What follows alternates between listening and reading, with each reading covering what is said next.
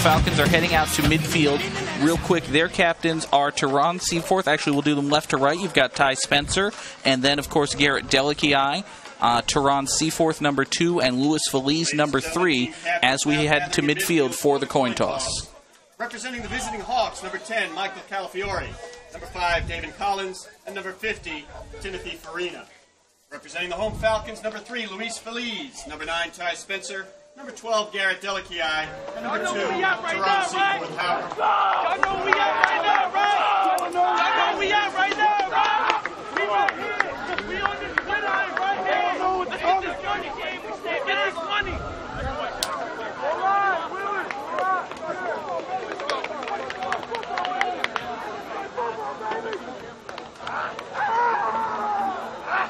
Let's go, boys. Defense first.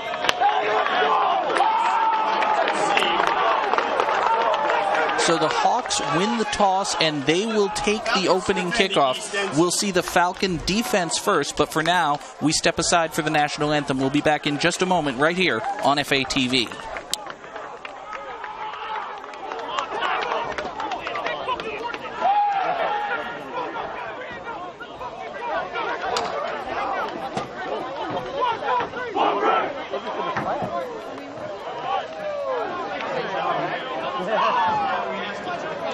Oh, there we go. Sorry.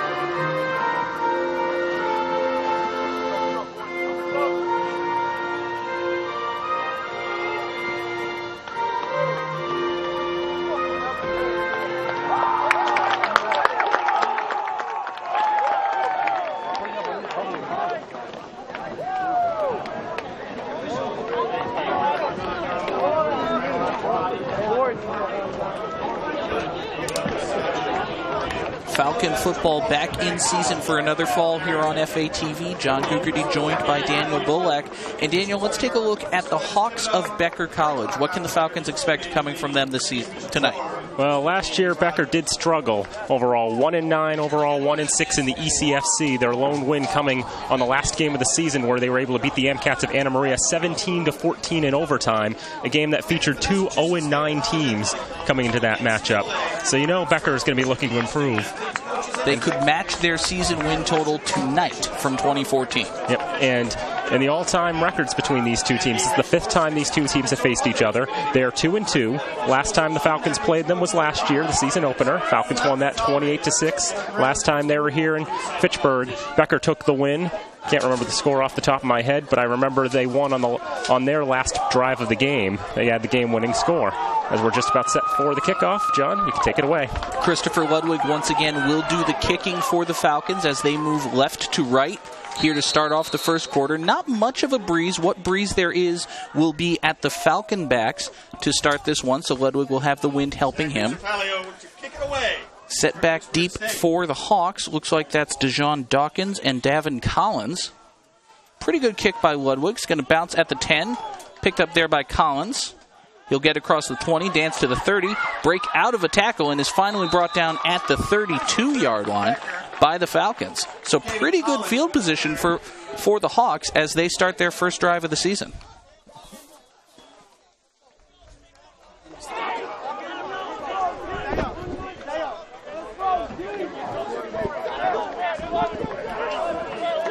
Hawks will come out on offense.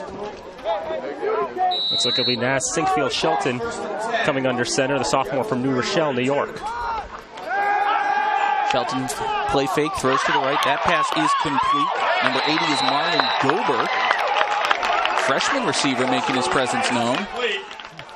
First collegiate reception for him, the freshman out of Marietta, Georgia. And his first reception is good for a first down.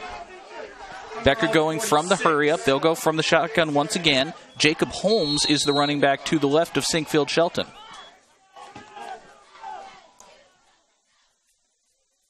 And this time he will get the carry. Decent hole in front of him. Not too much of a gain. Looks like he's into Falcon territory. A whole flock of Falcons bringing him down. Malcolm Brown Simpson looks like he was leading them. Yep, that's the new expression for us. Fear the flock. Fear the flock. And on the very first game we're supposed to fear the flock, there are two bird teams coming in. Oh, well.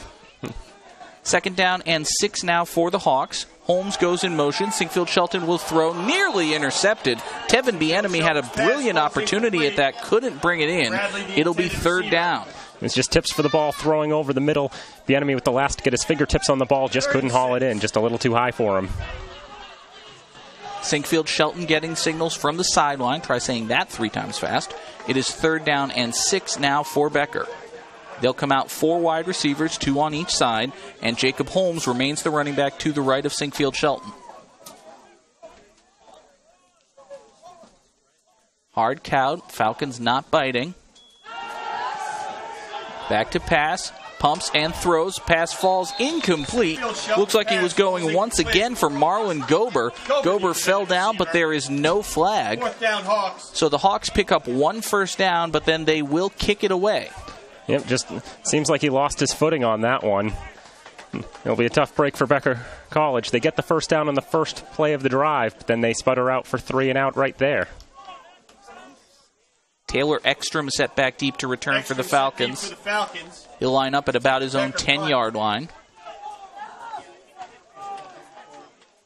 Becker wouldn't do anything silly on the first possession, would they? No, they'll kick it away.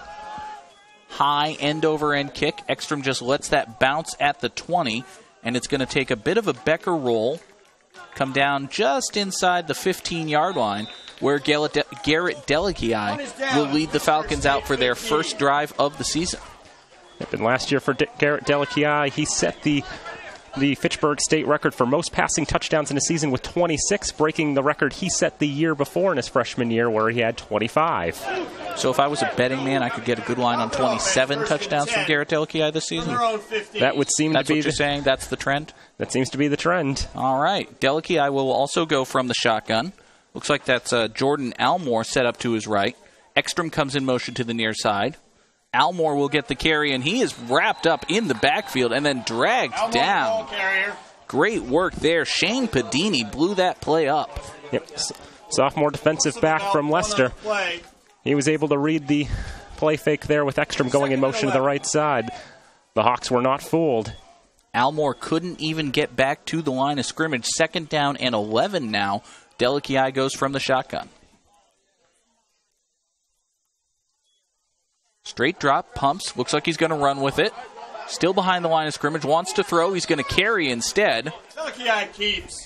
Delikiai gets a couple, maybe out to the 17-yard line for a gain of about 3.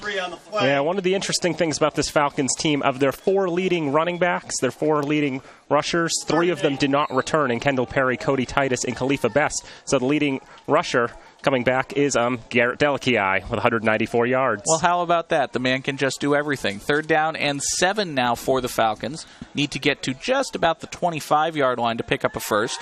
Delikiai will throw to his left. That pass is caught. Ekstrom the reception. He does have a first down and a little bit more. Mark him down at the 27-yard line. That's good for a Fitchburg first down. Didn't look like there were any Hawks around where Ekstrom was. Just a bubble, and he was able to take advantage, find the open space, and get just enough for the first down. Beautifully designed play. Quick little bubble screen on 3rd and 7. Picks up the first down fairly easily. Falcons now go 3 wide to the left side. Play action fake. Delikiai throws a screen to the far side. It's brought in, but probably not good that it was. It'll be Devin Samil who makes the catch there for negative yardage. Samil, new number for him this year, wore 80 last year. He's wearing 8 this year. Does anybody have the same number? I mean, Delikiai changed, Samil changed, there's a new number 23. It's so confusing being a broadcaster. First world problems. Second down and 15 now for the Falcons after the catch and loss on the screen. Delikiai back to pass, under pressure, breaks a tackle, looking to get rid of the ball, just throws it long. Jump ball for Ty Spencer. He brings it in. Was he in bounds? No. Pass is ruled incomplete. Spencer unable to get even a foot down as he tried to toe the near sideline. Yep, Spencer 6'2". He's got a long reach, and he leaped up there and was able to haul it in, but he was short on room on the near side, and he just didn't have enough to keep it in bounds. Looked like a bit of a broken play. Delikiai just threw up a jump ball. Spencer did all he could, but it wasn't quite enough. It will be 3rd down and 15 for Fitchburg State. They come out once again with trips receivers, this time to the near side. And Delikiai back to pass. Under pressure once again, rolls to his right. Still rolling, nobody there. Now throws. That pass is intercepted. Delikiai threw across his body, and Davin Collins made him pay for it. There is a flag on the play. I don't know who it is against, though. So we'll have to wait and see on this one. Collins with very good awareness to make that interception, but we will check the flag. So it wasn't going to matter anyway, holding against Fitchburg.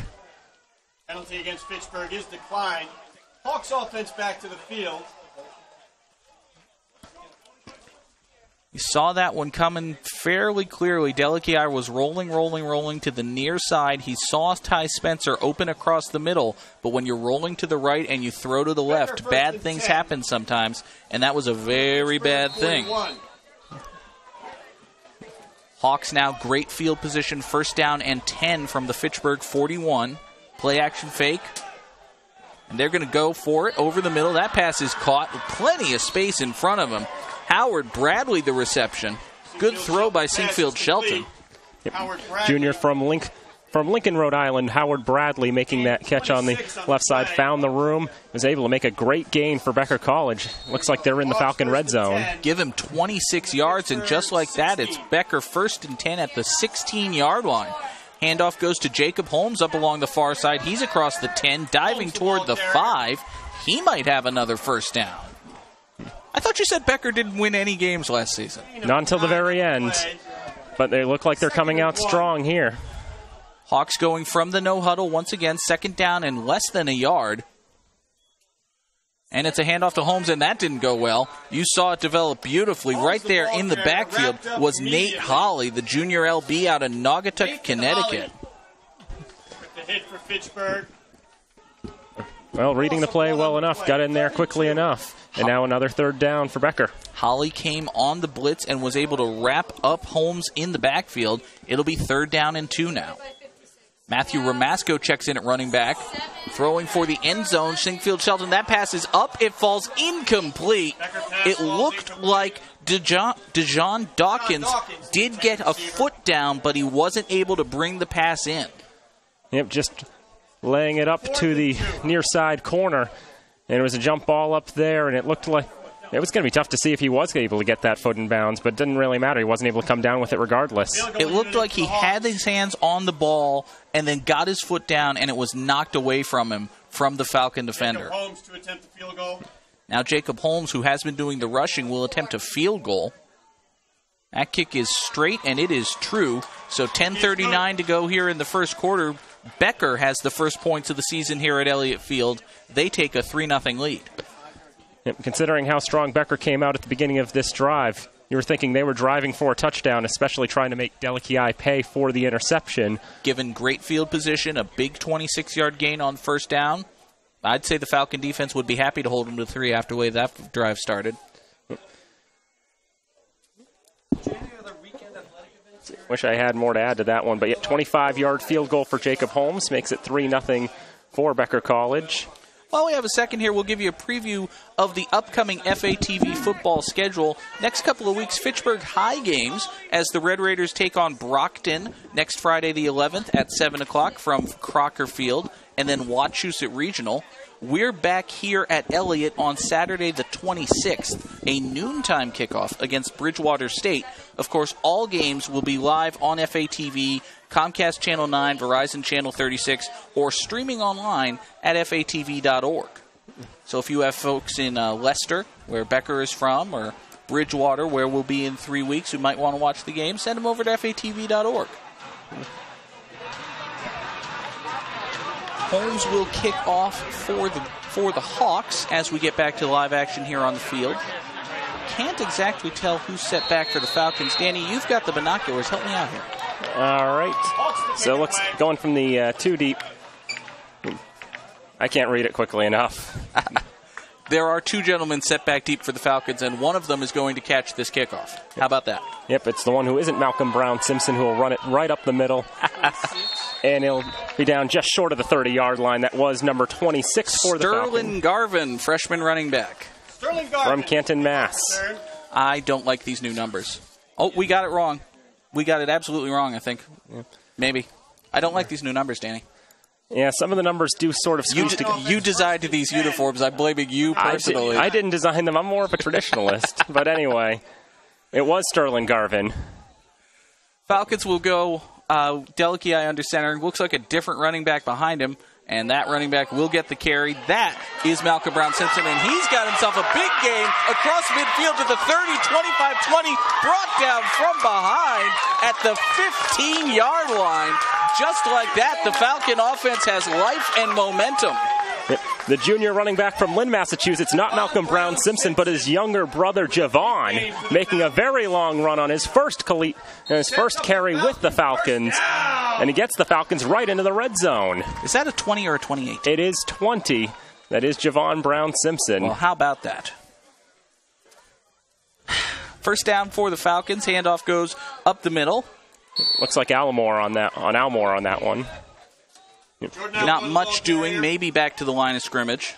Senior from Springfield. Almore will check out, and Javon Brown Simpson will come back in. I know the Falcons cycling through several running backs. As we mentioned, 3 of their 4 leading rushers didn't return, so it's a big battle in training camp for the playing time when it comes to the primary runners in the backfield. Second down and 8. Delicia goes for the end zone jump ball for Spenzone. Does he have a foot down? He has the ball. Touchdown Falcons. Ty Spencer was able to get 1 foot down in the corner of the end zone. The Falcons answer quickly and take the lead. Yep, well, in college football, 1 foot is all you need, and Ty Spencer, coming back after an injury last year, was able to keep his senior season. The Falcons already happy that they've got him back on the roster. 16-yard touchdown for Spencer, just keeping his foot in bounds in the near side corner. Zachary Sufali will attempt the extra point. Sufali's extra point is good out of the last hold. I think it's still Chris Ludwig making those. 49. Oh, actually... Oh, that copy of the roster is actually wrong. Oh, goodness. We have 2 different rosters, and one of them's wrong. Yeah. It's not Sufali, the linebacker. No, it's Ludwig in his number. What's that? Ludwig's wearing 49. I turned off the wrong mic. Yep, so Christopher Ludwig. First game of the season, everybody. How you doing? Yep. First time I've been on an FATV broadcast in 5 years. Oh, sure. Pass the buck to us. It's our fault we got wrong rosters. No. It couldn't possibly be the Fitchburg State fault, says the guy who works for Fitchburg State. Yeah, no. Who made my own roster, but I digress. Regardless. The point is the Falcons have taken a 7-3 lead, and that was a very impressive drive for them. Yep, they were able to make those plays. It started with Brown Simpson making that long run, 55 yards. So he was able to break away. Just his first collegiate, well, not his first collegiate touch. I don't want to say that. It's his first touch with the Falcons. And he quickly shows why they brought him in.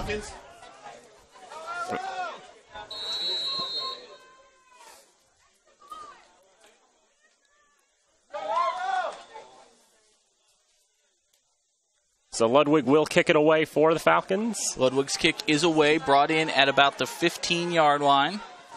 That is DeJohn Dawkins on the return. He's got some space in front of him, wrapped up from behind. There are flags down. Flags down on the return.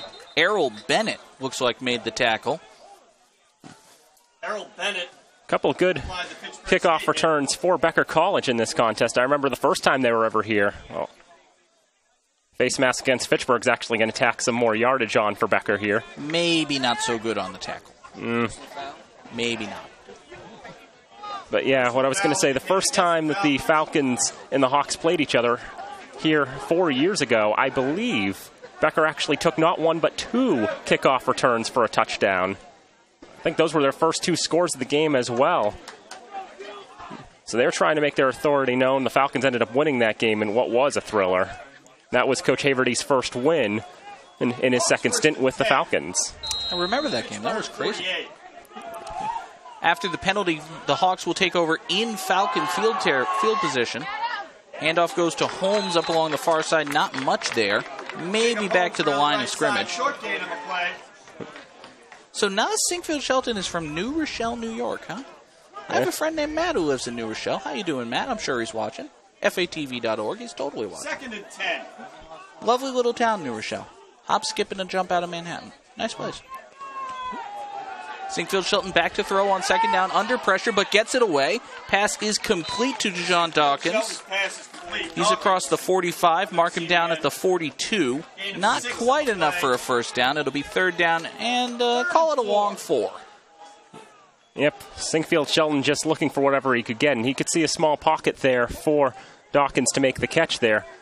Only guys behind him, but nobody in front to tip it away. It's open well enough. Matthew Ramasco lines up as the running back. On 3rd and 4, Sinkfield Shelton will throw. Pass to the near side is complete.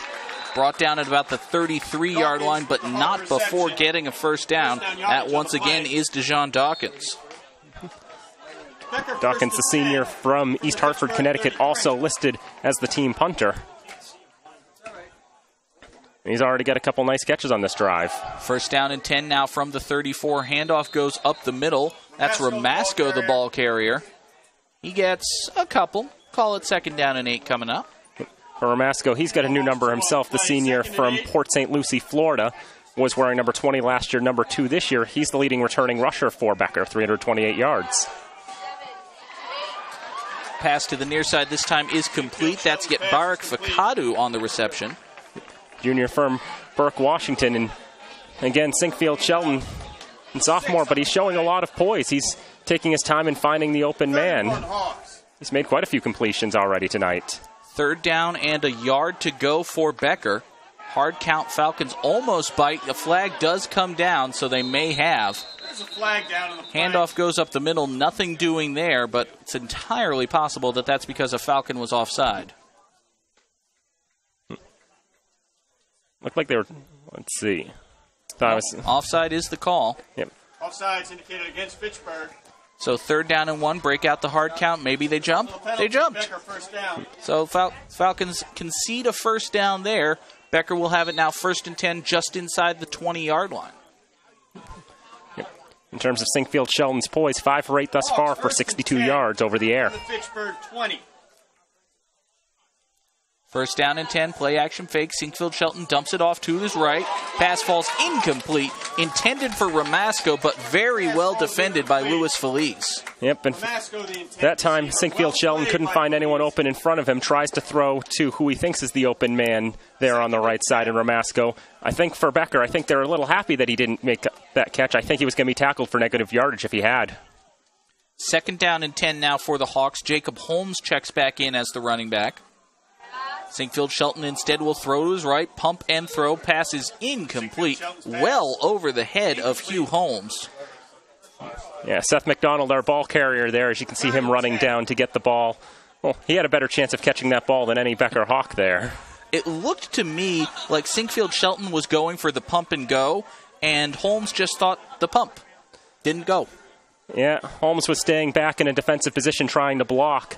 Maybe just got crossed up on that. 3rd down and 10. Sinkfield Shelton dumps it off on the screen. Passes complete to Holmes. He jumps over one tackler, but is brought down by another. That's a big man, Kyreek Watford, nailing him from behind. It'll bring up 4th down and about 4. Let's take a look at that one again.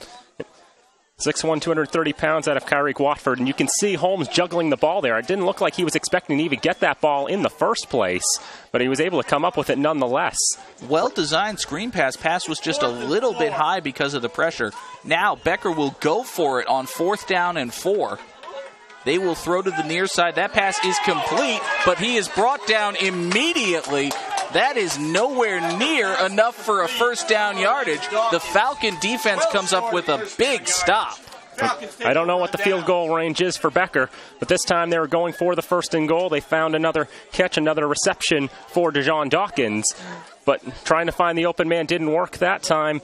Didn't really have anything to work with in terms of what to get. And Asante Easter making the tackle to force the turnover on downs. Easter was all over him there.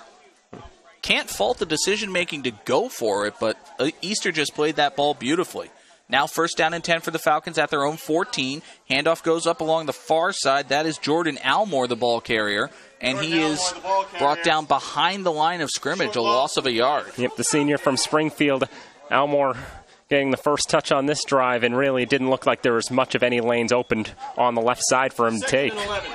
Almore will head to the sideline, and Javon Brown-Simpson checks in as the running back here on 2nd down and 11 for the Falcons.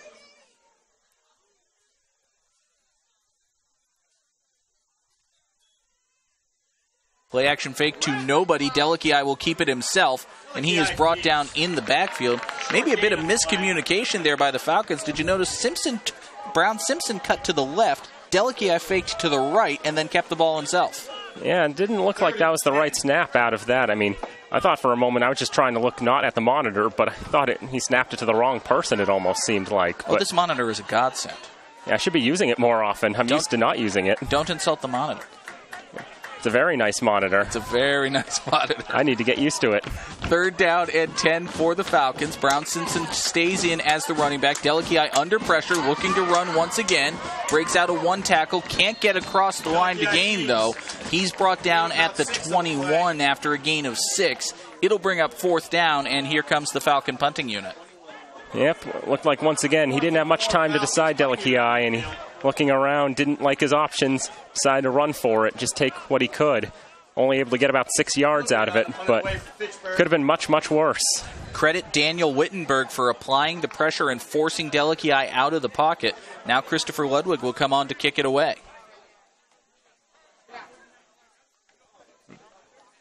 Looks like snap, kick is away. Yep, Davin Collins back. Doesn't look like he'll be making a return, though. Probably not. This one takes quite the Falcon roll. It landed at about the 45, but it's going to come dead at the 30. All in all, that's about a 44-yard kick for Ludwig. All of it net. Becker will take over 1st and 10 at their own 30-yard line. It's one of the things I've seen this Falcon team over the years. Pretty solid with watching the bounces and letting them roll. Call it the 31-yard line for Becker College. They will take over their 1st and 10. High snap, able to bring it down. Pass is complete. Up along the far side, that's Marlon Gober. Becker pass is complete. 2nd or 3rd catch already for him. Gain of about 4 yards. 2nd and 6. Let's see, our stat sheet only has him with his 2nd catch, but nonetheless. I said 2nd or 3rd. Yep. Covered your bases.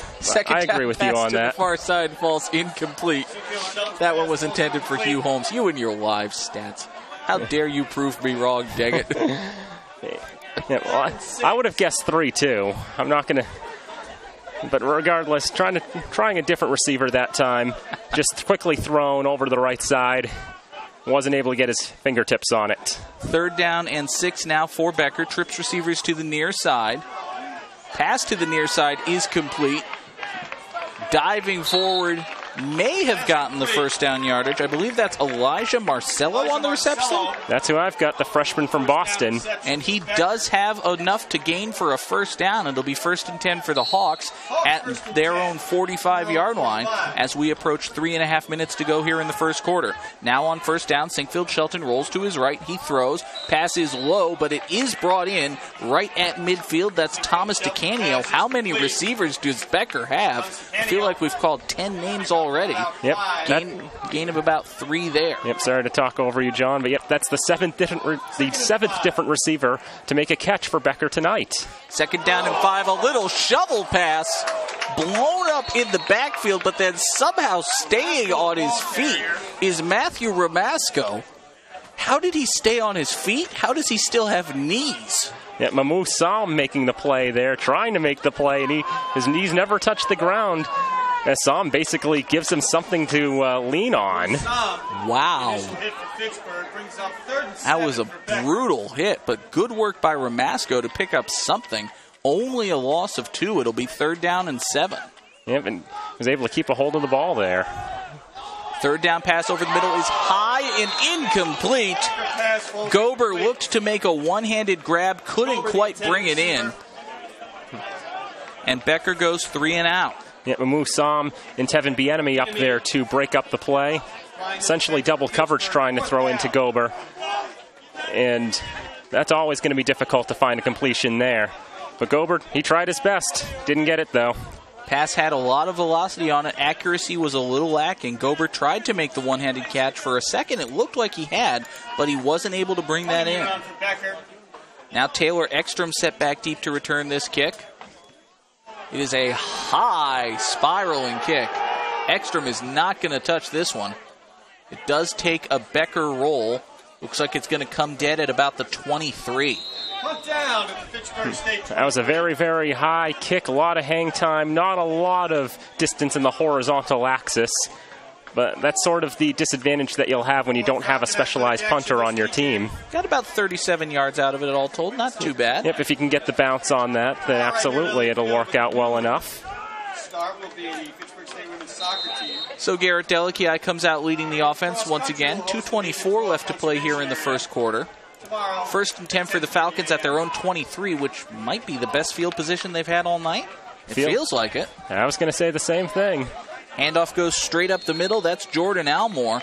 Almore really hasn't been able to get going. He gains about maybe 2.5 there. It'll be 2nd down and call it a long 7. Yep, Almore just trying to crash it up the middle and not a lot to work with. You take what you can get, and there wasn't a lot to get there.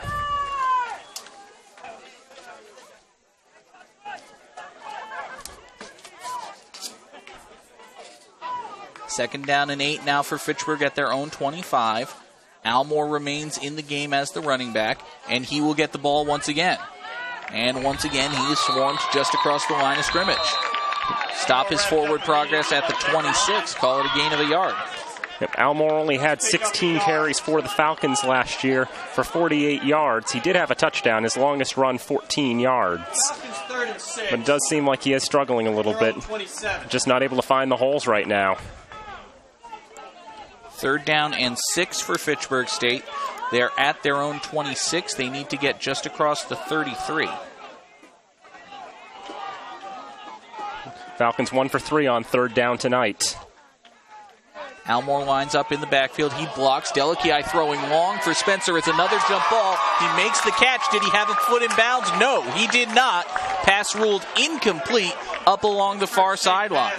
Near sideline, excuse me. 2nd time tonight that Ty Spencer's gone up for a ball like that. Just a matter of Delici airing it out and hoping that Spencer can come down with it. And he is coming down with it. The problem is you need a Canadian football field for him to come down in bounds. Just a little bit wider. Just stretch it out just a little bit more. He would have had that one. Yep, 160 feet from sideline to sideline, just not enough. Dropping the CFL reference. I like it. I like it a lot. I do watch me some CFL.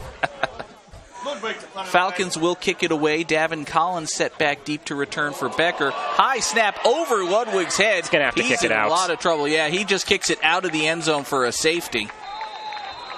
Yeah, that flag's probably going to be for an illegal touch. Probably for illegal kicking the ball, and it's a safety either way, isn't it? Yeah, Becker's going to get the 2 points.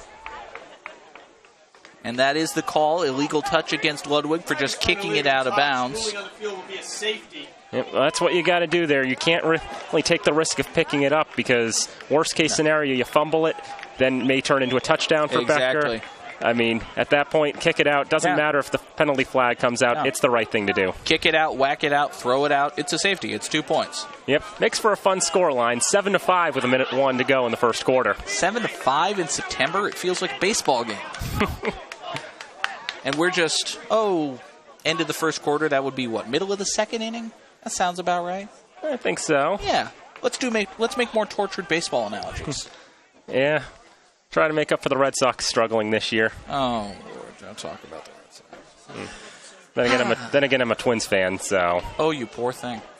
Well, they're doing better this year. They're game and a half out of the wild card. That's fair. Miguel Sano's good. Oh, He's yes. really good. I like him. Yep. Byron Buxton hasn't turned it on yet for the Twins. Not yet. Aaron Hicks turning around yet? He's hurt. He's hurt. Free kick from their 20. That's a shame. Yep, and Buxton's in his position. When both of those guys get healthy, they'll have a good defensive outfield. Absolutely. They'll have one of the best. You want to talk some football now? Absolutely. Okay. Ludwig will punt it away this time, but he will not have to catch a snap. He'll just kick it away. That's a good kick. High floater, taken in at about the 40-yard line by Dejon Dawkins. He'll get close to midfield, no further than that. Shaheen Burnett was the first Falcon to hit him, but he was by no means the last. And, whoa, we're getting a little chippy here already. Shaheen Burnett. Words between the two teams, no love lost between each other. I mean, sort of local rivals, Worcester County rivals. Guys, it is the first quarter of the first game. Calm down. Pace yourself. Take a look at this. Burnett was just able to wrap him up, drag him to the ground. About 5 Falcons in on that one. I can't really blame Dawkins for being upset about the way he was manhandled at the end there. Yep. Bit of overkill. Nas Sinkfield Shelton will lead the Becker offense out onto the field. First down. Handoff goes to Jacob Holmes straight up the middle, and he is slammed at the line of scrimmage. Big Quentin Privet, the junior D lineman out of Middletown, Connecticut, making the hit there. Sometimes you try to run it up the middle. Sometimes the line holds, makes a lane for you, and sometimes that doesn't happen. And this time it did not happen. Yep. Just nowhere to go but backwards for Jacob Holmes. Second down and 12 now for the Hawks. Under pressure, pass is complete to Dawkins. He gets across midfield. So it'll be third down and about 7 as we take a look at this one again. Fourth reception of the game for Dawkins as Watson makes the tackle. We'll see if Becker wants to take one more snap or if they want to go the other way. Third down and 7. We will come to the end of the first quarter. It's been a busy one. Ball moving up and down the field. Points scored on both sides, and an interesting scoreline, 7-5. Indeed, long runs. We've had long runs, crazy catches, some of which counting, a safety, and all that in just the first quarter. First game of the season, we've already seen a safety. How's that? Absolutely. I mean, it's one of those crazy things. You don't see too many safeties. Wonder if we'll see one of those returns on a conversion. Oh, Lord. Yep. That would be something. Yep. You know, the NFL added that now. Oh, they did? Yep. I didn't know that. Yep, that comes with the new moving the ball back to the 15-yard line for extra points. For extra points, but if you're going for 2, it's still at the 2-yard line. Absolutely. Yep, that's exactly how it'll work. Takes away the fake field goal option, but other than that, I like it. Mm-hmm. Well, you can still have it. It's just going to be a little more awkward. You're not going to try a fake field goal from the 2. Are you going to try a fake field goal from the 15? Would they give you 2 points if you did that? They would. They should give you 6 points if you do that and let you kick another extra point. Almost feels like it, but... So, it's going to be a third down and 7 for Becker College as we start the second quarter.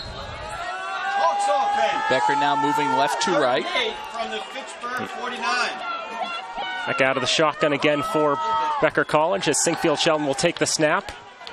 He's going to go deep, long down the middle, but there's nobody there for Becker College.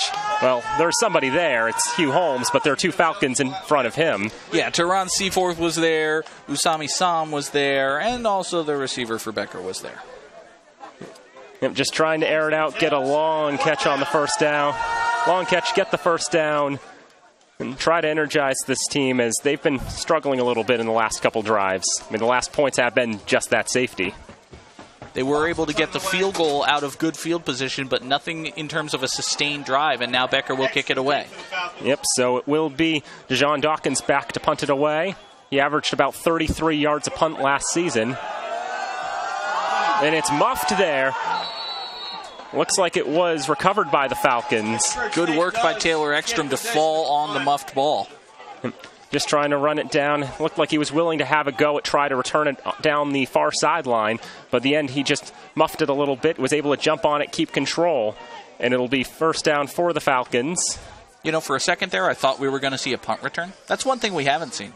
I'm not talking about a punt return touchdown. I'm just talking about a punt return. We haven't seen any of those tonight. Yep, either the ball falls or something like that. Yep, all the balls have been down thus far. So first and 10 for the Falcons. 14:45 to go in the second. Delakiai in the shotgun formation. Running back to his right, and they'll hand him right off to him.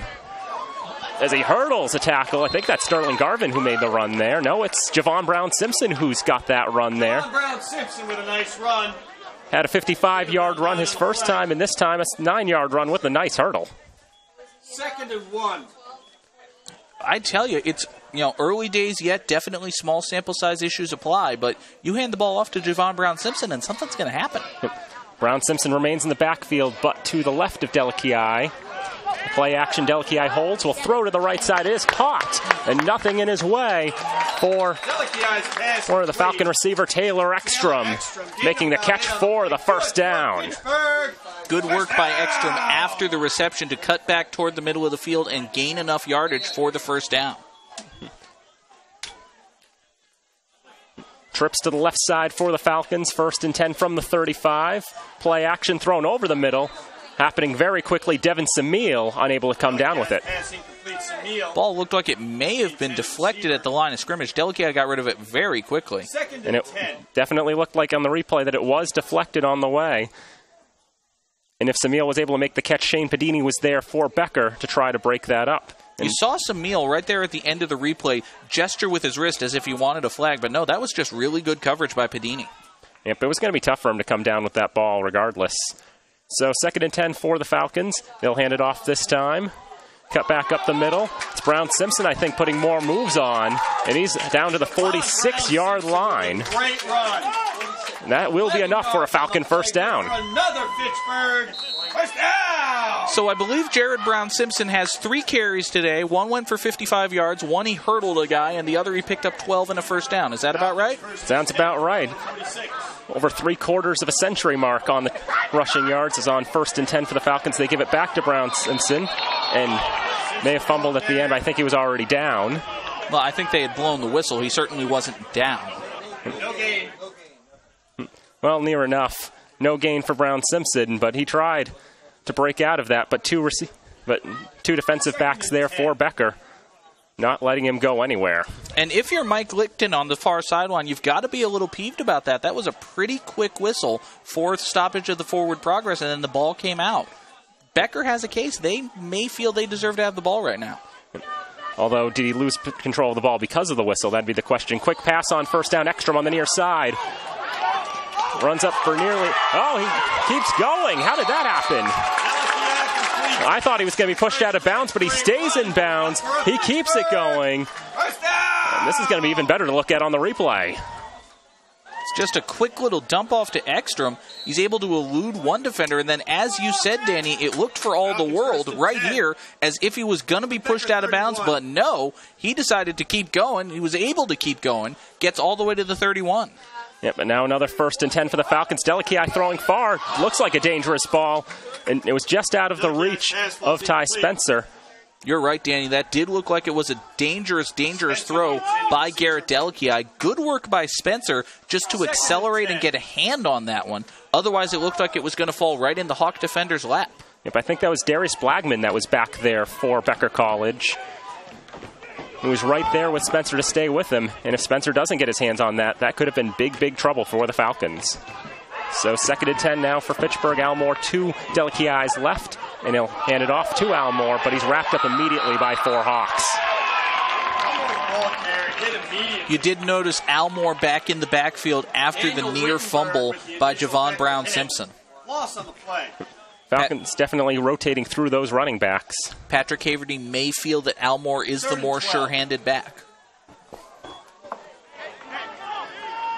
He'll stay with Almore to the left of Delakiai. 2 receivers on either side for the Falcons on what is now 3rd and 12.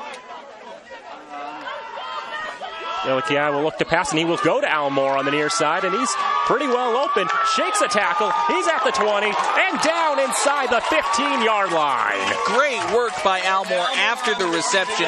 Looked like there was no chance of him getting the first down there, but he was able to shake a tackle, keep moving, and get inside the 15 for a big first down. Take a look at it again. Falcons 1st and 10 from the Becker. Delakiai going to the open option on the left side.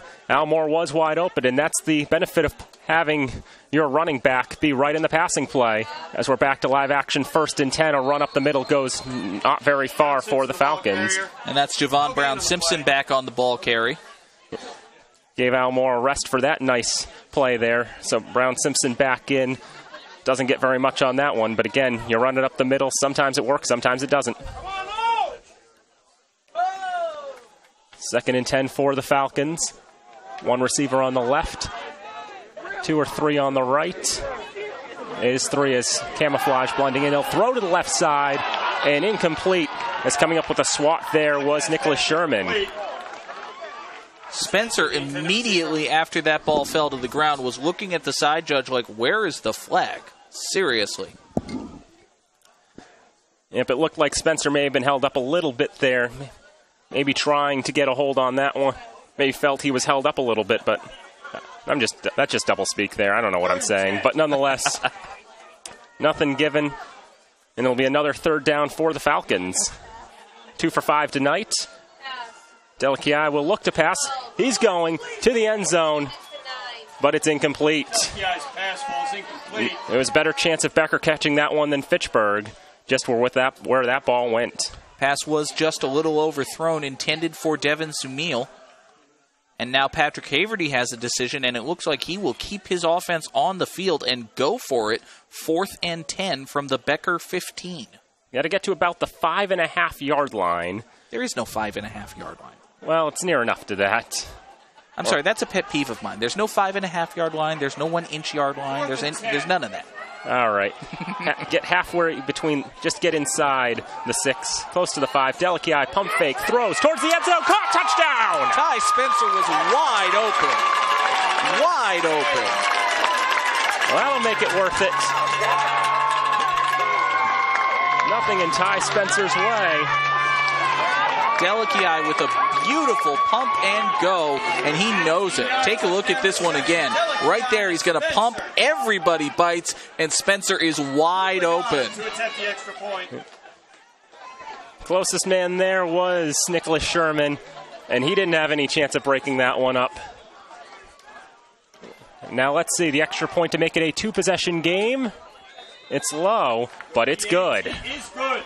And that, as you said, is a big 14th point for the Falcons. Now with a 9-point lead, Becker needs to score twice in order to get back into this one. So 10:50 to go in the second quarter, 14-5 in favor of the Falcons. Quick recap on the stats thus far. Delakiai 7 for 14, 60 yards over the air, 2 touchdowns and the interception. The Falcons bouncing back from that opening drive pick. Naz Shelton, 11 for 19. A lot of quick passes for him, 91 yards, no touchdowns, no picks. Leading rusher for Becker, Jacob Holmes, has 5 carries for 10 yards. Falcons have done well in shutting down the Becker run game, as Becker has 7 carries for 11 yards thus far. And you saw a very good crowd on hand here at Elliott Field. It is pretty much a full house. Just about everyone here cheering on the Falcons, or there is a fairly large Becker contingent. We're not going to say that they're all Falcon fans, but mostly Falcon fans here at Elliott Field for the first home game of the season, the first game of the season for either of these teams. Yep, it's good to see the local support coming out here, especially in the last couple of years. Seems like a full house every week, capacity 1,200 here at Elliott Field. It's amazing what happens when you have a really good quarterback. Especially a local hero in Garrett Delakiai. Ludwig will kick it off for the Falcons. It's a low but booming kick. And that'll be inside the 10-yard line, as it's Dawkins who will run it out to the left side at the 30, 35-yard line.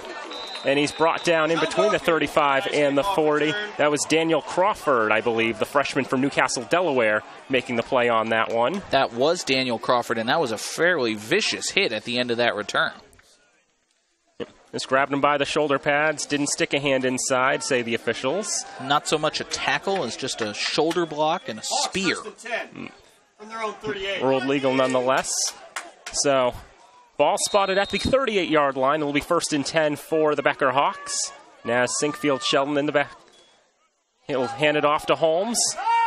And as we said, Becker has been struggling on the ground game tonight, and those struggles continue as Holmes gets 1 or 2 at most. Trey Watson was the first of many Falcons there. And as you said, Danny, Becker just cannot get anything going on the ground here. It feels like Becker struggled a little bit in terms of the running game last year. They only averaged 2.4 yards per carry last year. They went 1 and 9. They struggled in everything. That's what it would seem like. 2nd down, throw over the middle, tipped. And Asante Easter felt like he probably had a play on that one after the tip. Well, Easter can feel like that. That would have been a heck of an interception. The pass really wasn't within his reach after Gober just couldn't bring it in. Yep, Asante Easter, senior from Taunton, was one-time commentator for the Falcon Sports Network. Called a lot of basketball for us. 3rd down. Sinkfield Sheldon under pressure. He hasn't been sacked tonight. Falcons may try to fix that. Sinkfield Sheldon is scrambling, and he's going to run out of bounds to the near side, and he did not get back to the line of scrimmage. No, he did not. Great defensive pursuit. Okay, Danny, while we have a moment here, I want to talk about something the Falcon Sports Network, us. Mm-hmm. You're on FATV now. FATV is us. You got to remember who you're working for. Mm-hmm. Uh-huh. Yeah. It's a branding. It's important. I'm also just, making fun of you and killing time before a punt. It's not serious. Yeah, there wasn't. Yeah, I just didn't have much to say. I had something to remember Asante by, so get that in on that. 4th down and 14. Ooh, high snap. Yep. But Dawkins able to get it off. Another high booming punt. Where's that gone? That's not very far at all, but it does take a good roll for Becker. A very fortuitous roll. It will be down at the Fitchburg 45. That ball bounced around the Becker 35. Ball went basically straight up. Yeah, he was just trying to rush and get that off. And we've seen a lot of high punts out of Dijon Dawkins. And he's been getting lucky with those bounces.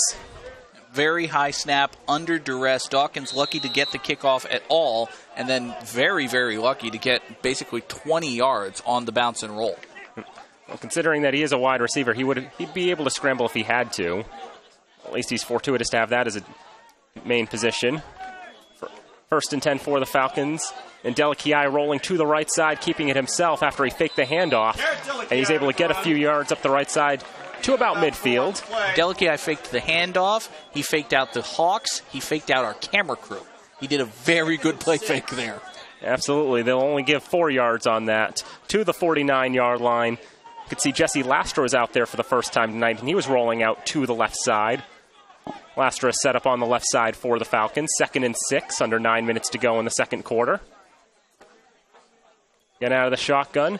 It will be a handoff this time, but nowhere is Javon Brown-Simpson going. Davin Collins, the DB junior, was right there in the backfield.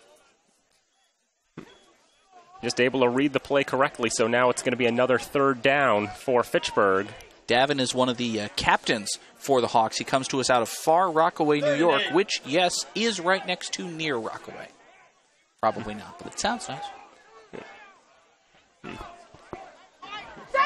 3rd down and 8 now for the Falcons. Javon Brown-Simpson stays in the game to the left of Delakiai. Yep, 3 receivers to the right, as here is Delakiai. He's going to get sacked. Running in from the right side is Sherman. And he didn't see him coming from the blind side. And Delakiai had another Hawk to deal with right in front of him, and I believe that was Calafiore. But nonetheless, it was going to be tough for Delakiai to get out of that one. Falcons fall to 2 for 7 on 3rd downs, and it'll be a punt for Ludwig. So the Falcons unable to capitalize on easily their best field position of the night. They will kick it away. Ludwig is a punting average of 44.5 yards tonight as he's looking for another bounce, but this one is not going to bounce fortuitously for the Falcons. It takes a bounce to a hard left out of bounds at the Becker 35, or just around. From their own 36. However, it went better than the last punt did. So, progress. Fans stick around at halftime. Becker didn't score any points on this one. Progress. You kick it like a Falcon halftime. And so Becker will come back out on the field. Looking for the total yards, 98 total yards on 29 plays for Becker tonight. On first down, it's a handoff to the left side, as that is Ramasco, who will take it to about the 43-yard line. We've seen pretty equal measure between Matthew Ramasco and Jacob Holmes, and really neither has been able to do much. In terms of Ramasco, as we pointed out, he's the returning senior. He was the leading rusher last year for the Hawks, as this is 2nd and 3. Pass to the left side. This will be a first down for Becker, as there's another new name, Cruz DeRoche, the tight end junior from Malden, making the first down. 8 receivers now for Nas Sinkfield Shelton. He's finding a lot of weapons to work with. Last year, Becker used 16 different receivers. Oof. And whistles, looks like timeout Hawks. First timeout of the half for Becker. 6:47 to go here in the second quarter as they look to drive and make this a one-score game. It does feel like lately Sinkfield Shelton hasn't been nailing as many of the passes as he would have been liking. No, the Becker offense has definitely struggled here in the second quarter. Yep. Sinkfield Shelton now down to 12 for 21, 97 yards. In the end, in terms of the rushing for Becker, it's just going nowhere. A net of 14 yards on 10 carries. That's why they've been sticking with Sinkfield Shelton as he's been trying to throw over the air. A lot of quick passes, getting short yards here and there, but it's just not adding up to enough thus far for Becker in the last few drives. It really has been a one-man show. I mean, when you're basically halfway through the game and your longest rush by anyone is 9 yards, no, that's not good. It is not. And for the Falcons, and for Brown Simpson, he made that one long run, since then 5 for 18, but he still looks like he's got a lot of potential out there. And for the Falcons over the air, Taylor Ekstrom, 3 receptions for 42 yards. Ty Spencer, 2 for 30. Both of those catches for touchdowns. Both of those catches, 15-yard touchdowns. Chris Carter only does one thing, catch touchdowns. Ty Spencer only does one thing, catch 15-yard touchdowns. Tonight, apparently. He made a couple that and catch balls out of bounds. But nonetheless, don't ruin my joke. It was bad enough already. I liked it. Anyway, 1st and 10. Sinkfield Shelton trying to throw back to the line of scrimmage. Unable to be brought in by Marlon Gober. 2nd and 10. So the Falcons, they've only used 4 different receivers. And Ekstrom, Spencer, Jordan Almore getting a nice first down conversion. And Devin Samil, who got one for negative yardage. Samil definitely stepped up last year for the Falcons after the injury to Ty Spencer. As this is 2nd and 10, and up the middle, Ramasco trying to find something, anything, gets a lot of nothing. It'll be another 3rd down for the Hawks. He might have gotten back to the yard of scrimmage, if that. If that. They've given him the line of scrimmage. And so another 0-yard rush for the Hawks, 3rd and 10. They're 2 for 8 on 3rd downs. So Sinkfield Shelton will try to fix that, get them their 3rd. But that's not going to happen. Incomplete. It falls between 2 potential Hawks. I'm not sure if either of them were eligible, really. It fell between 2 linemen because Matthew Ramasco fell to the turf is what happened. Well, that will ruin your play. Yeah, no. When the only eligible receiver is rolling around on the ground, you're not going to catch the pass. Yep. 9 times out of 10, at least. Yep, and so Becker started out strong, but now their offensive momentum has sputtered to a halt. It's going to be another punt for their wide receiver cum punter, Dejon Dawkins. Taylor Ekstrom sets up at about his own 15-yard line for the Falcons. We saw Becker have some trouble on their last snap. Now, what was that? Looked like they ran up to change the formation, maybe not go for it. I wouldn't think, but it was a penalty. they ran up to snap and then took a delay of game. So I would say maybe they're trying to avoid the touchback, but that's showing an awful lot of faith in your punter to think he's going to kick it 49 yards. Especially when your long punt tonight is 33 yards. That looks like the best one he's gotten off tonight, as Ekstrom catches at the 20, breaks a tackle, trying to get a little more progress. Gets about 3 more yards at most. We saw one. We finally saw a punt return. It's a miracle. Finally a return. It's 3 yards, but you take what you can get. It's 3 more yards than we had seen all night. From their own 33. So now the Falcons will be starting from their own 33-yard line. Delakiai 7 for 14, 460 yards. He's got a lot of great weapons out there to throw to. Ekstrom, of course, having done the punt return, will stay on as a receiver. See him split out far to the right. Javon Brown-Simpson will be the running back to Delakiai's right on 1st and 10, and he'll hand off right to Brown-Simpson. He's going to look to get around one of the backs there for Becker. Spin move on the near sideline. And Javon Brown-Simpson getting quite a few yards on that one. Not enough for a first down, but nearly enough. Good work for him. Looked like he might have been brought down in the backfield. Take a look at this one again. So, right there, he does that little shimmy, and that's enough. Yep. He throws Devin Collins down to the ground. There's that spin move to get a few more yards. He was able to gain 3 more yards just by putting that spin on. So, and play clock down to 7. Delakiai changing up the play. Looking for the snap. Play clock at 1. He gets it off. It'll be a run up the middle. But this time a hole does develop. It will be a first down for the Falcons as Jordan Almore will get it to just short of midfield on the 48, and holding himself there is Schneider St. Ville, senior from Palm Coast, Florida. We'll take a look at this one again, see if we can catch what happened to St. Ville. It's also the best run of the night for Jordan Almore. Able to find a hole there, and for... Oh, it was at the end of the play there. It looked to me like number 96, Alexander Stewart, for Becker, was just trying to leap over the play and not slam into anyone. And ironically and unfortunately, he landed on his teammate St. Ville, and now you see him hopping off, not putting any pressure at all on his right leg. Tries to put a little bit on as he goes to the sideline, but he's going to have to be helped off a bit here. Well, we'll hope he'll be all right. We'll keep an eye on him, definitely let you know if he gets back on the field. Falcons now face 1st and 10, just at their own 47-yard line with about 5 minutes to go here in the first half. In between this 47 and 48, Almore to Delakiai's left, and he'll hand it off to Almore. Tries to make a spin move there. He gets 3 yards. That's going to get him to about a 1 yard per carry average. That'll be 8 carries for 8 yards. Josh Lawrence. Falcons are running a no huddle, but they don't really appear to be any kind of a hurry. They are more than content to just run the 4.5-minute drill and run down as much time here in the second quarter as they can. Yep, they're showing a lot of patience. As here we go on 2nd and 8. Float pass to the right side, and that is Almore. Makes another nice spin, and he's going to get the first down as he's down just short of the Becker 40. Almore with some nice running. Pickup of 11 and a Fitchburg first down. Very good work both by Delakiai and Almore. Delakiai diagnosing right away that Almore would be open immediately, getting rid of the ball, and then Almore making the catch, immediately jumping out of a tackle and picking up the first down.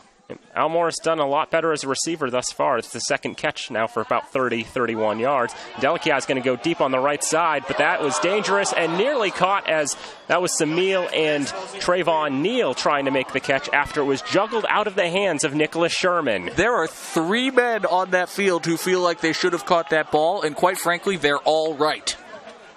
And take a look at that. Nick Sherman should have had it right there, and then both Trayvon Neal and Devin Samil can say they should have brought that one in. I would say the Falcons are very lucky to still have the football. Yep, I think that was a lucky break for the Falcons there. As Sherman had the best argument of all. 2nd down, quick throw, right side. And that is Ekstrom, who maybe gets back to the line of scrimmage, but he might actually just lose a yard there. We saw the Falcons have some success with that bubble screen earlier in the game, not so much there. It'll be 3rd down and call it 11.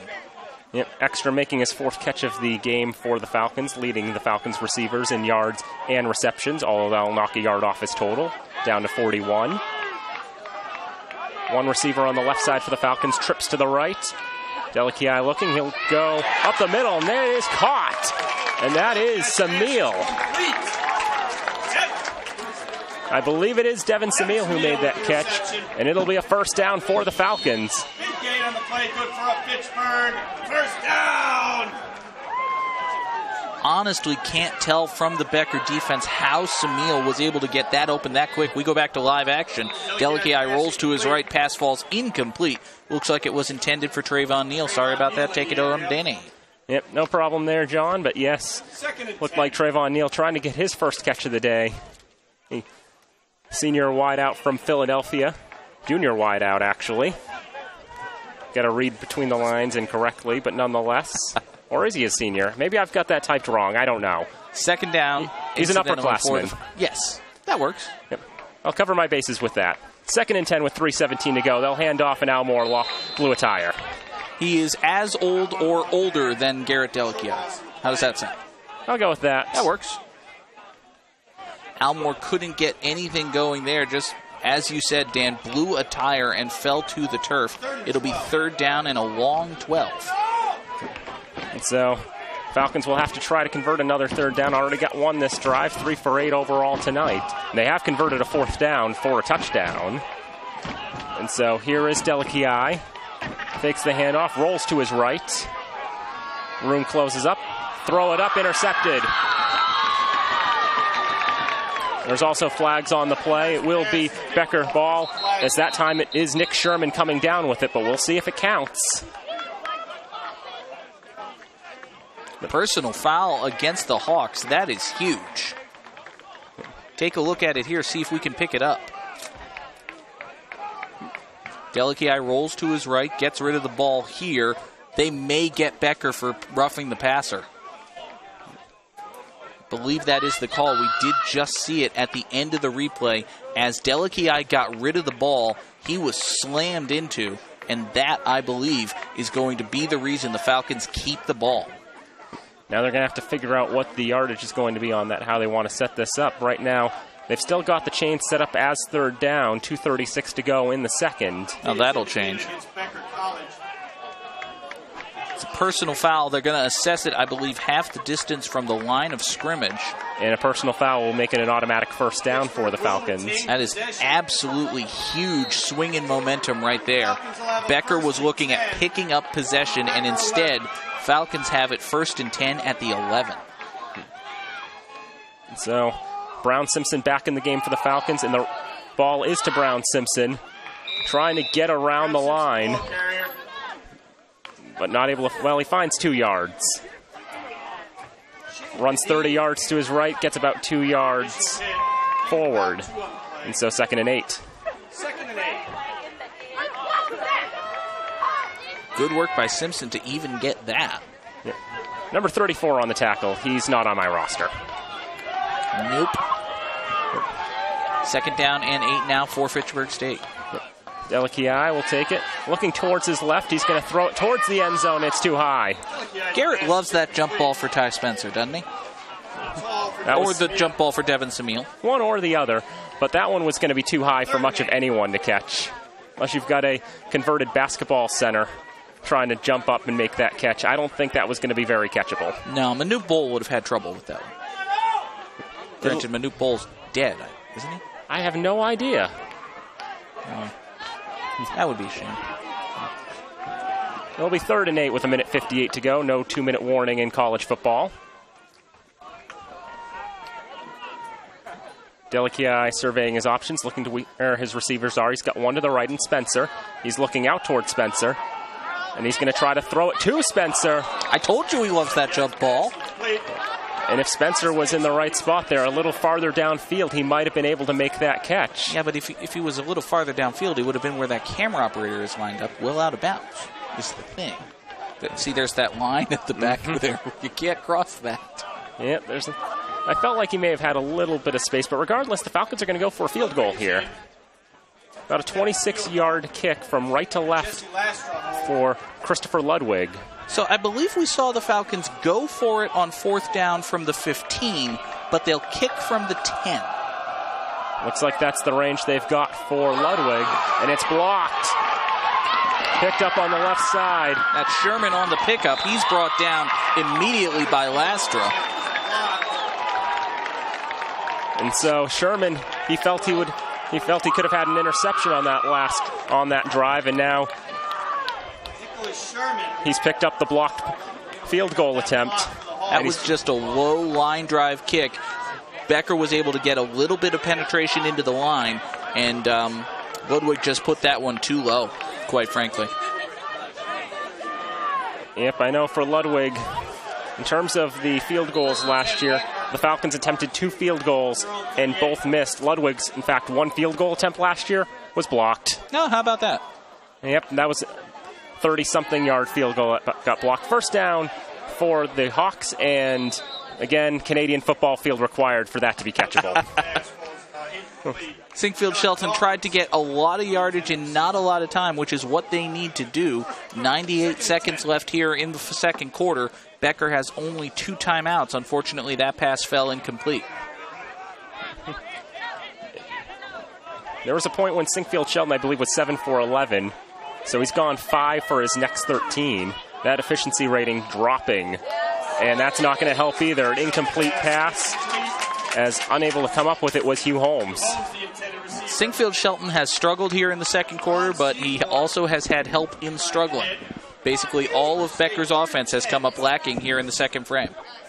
And I know Hugh Holmes wants to get on that sheet.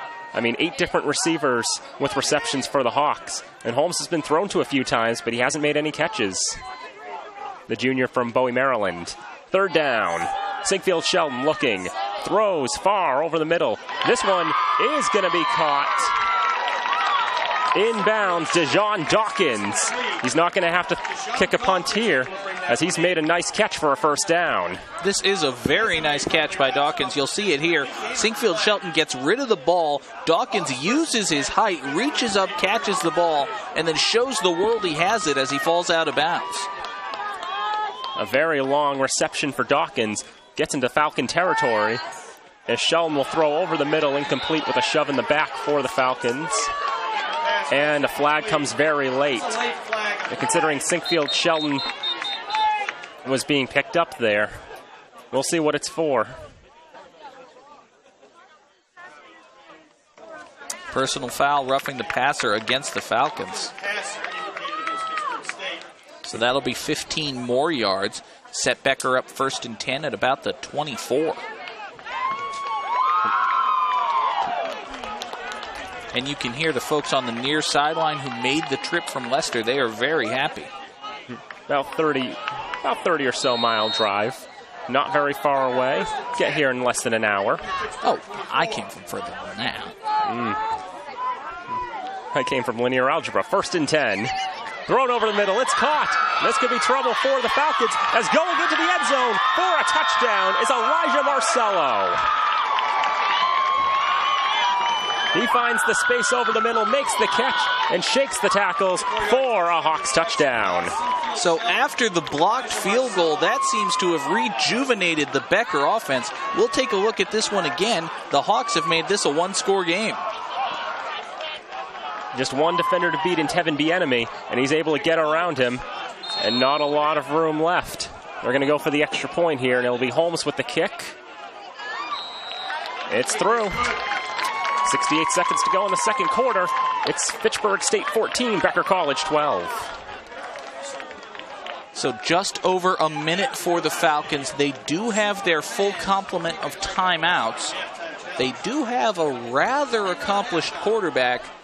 Unless they get absolutely horrible field position after the kickoff here, I would expect them to at least take a shot downfield and see what happens. Yep, and keep in mind the Falcons will start with the ball in the second half. That is something to consider. Something else to consider, Garrett Delakiai has already been picked off twice, I believe. Yep, although the second one didn't count. but still. Was picked off once, had another one called back because of a penalty. You are right. Less than 50% completion rate. I'm seeing 10 for 21. Just 92 yards here in the first half for the accomplished junior quarterback. It is a standing room crowd here at Elliott Field. They are packed beyond capacity. No one tell the fire marshal that, but it's good to see. It's really good to see. Maybe they just set the capacity for the bleachers. I'll count all the other people standing around. Yeah. Yeah, we're fine. We're fine. Yeah. How else does Michigan have a capacity of like 109,000, then they draw 112 a game? They lie. I mean, how did WWE draw 93,000 for WrestleMania 3? They didn't. They lied. Felt like a lot to fit into the Silver Dome there. So Becker to kick it away. It'll be Jacob Holmes. He'll be picked up by the Falcons' right-hand receiver. Goes through the hands of Sterling Garvin. And what can he do here? He's going to take it down for a... Just take a knee in the end zone, take the touchback. That's what I wanted to make sure, so... If they're going to be nice and give him a touchback. Yeah. I mean... Yeah. Correct my rules knowledge, but if he muffs it out here and then picks it up in there, isn't that a safety? That's what I was worried about, but it looks like they'll give him the touchback. And in collegiate football, it'll be 1st and 10 from the 25-yard line. A little different from the college game, but... I don't know the rules well enough to say that that's definitely wrong. I'll just say, thanks, refs. All right, so 75 yards and 64 seconds is the Falcons' mission. 1st and 10, Delakia will throw, and he'll get a reception to Almore, who is open again. And he's able to get past the 35 for a first. Quick screen out to Jacob Elmore. Stop the clock, 53 seconds while they move the chains. Falcons may not have to burn a timeout here. As long as they can set up efficiently enough. 1st and 10 again. 12-yard reception for Almore. And this time, Delakia running very far backwards. He may just have to throw it out of bounds, and that's what he'll do. Make sure the ball gets to the line of scrimmage. Make sure it's not grounding. He was going back the wrong direction right from the get-go. One of the benefits of college football, they do stop the clock as they move the chains. Falcons only lost about 5 seconds before getting that snap off. They now have 41 seconds with which to work, and still all 3 of their timeouts. Gives them flexibility in what they can call if they want to try to do a run up the middle or try to see if they can break some tackles, sort of like what Javon Brown-Simpson did with his first touch. Almore will roll out to the left side as an available receiver. It is caught to the left side and complete by Ekstrom. Not a huge gain, but it'll be enough to call a timeout on. And the clock stopped with 33 seconds to go in the second quarter. And as you mentioned, Danny, that is the flexibility right there. Having all 3 of your timeouts allows the Falcons to work the middle of the field, try to break a gain over the middle without just relying entirely on chucking the ball up and down the sidelines. Yep, and I can imagine that if the Falcons get a first down, Delakia might be keen to try to do another one of those jump balls to Ty Spencer, chucking it long downfield. He can get it in the end zone if they get across midfield. He's got that arm strength, I think. The question will be what the Falcons may do if it comes to a 4th down. I imagine they'll probably have to punt it away. Oh, if they don't get this, they're definitely kicking it away. Yeah, just too risky, even with as little time. You never know. I mean, especially with how well Becker did on their last drive. Delakia 12 for 24 for 107 yards tonight. Ekstrom 5 for 44. Almore 3 for 40. Spencer 2 for 30 and 2 touchdowns. Devin Samil 2 for 19. Trips to the right side for the Falcons as Almore will remain the back. He's had good hands as a receiver tonight. Delakia is looking to his left. He's going to throw it far downfield, and that is incomplete. Ty Spencer, the intended receiver on the near sideline, looked like it came out of his hands, and it'll be 4th down. Well defended there by Becker. Heard some groaning coming from the Falcon sideline. They may have thought that the D-back led with his head on the hit, but no, the refs rule it a legal play, so the Falcons will kick it away. And now, most likely, I would think Becker is just going to be content to take a knee, and go into halftime down 2 points. But we'll see. We will see. Yep. Devin Collins back for the Hawks. Christopher Ludwig to punt it away. That kick is blocked. This could be big trouble for the Falcons. But taken down at the 3-yard line, it's Kyle West, the freshman from Florida, from Miami.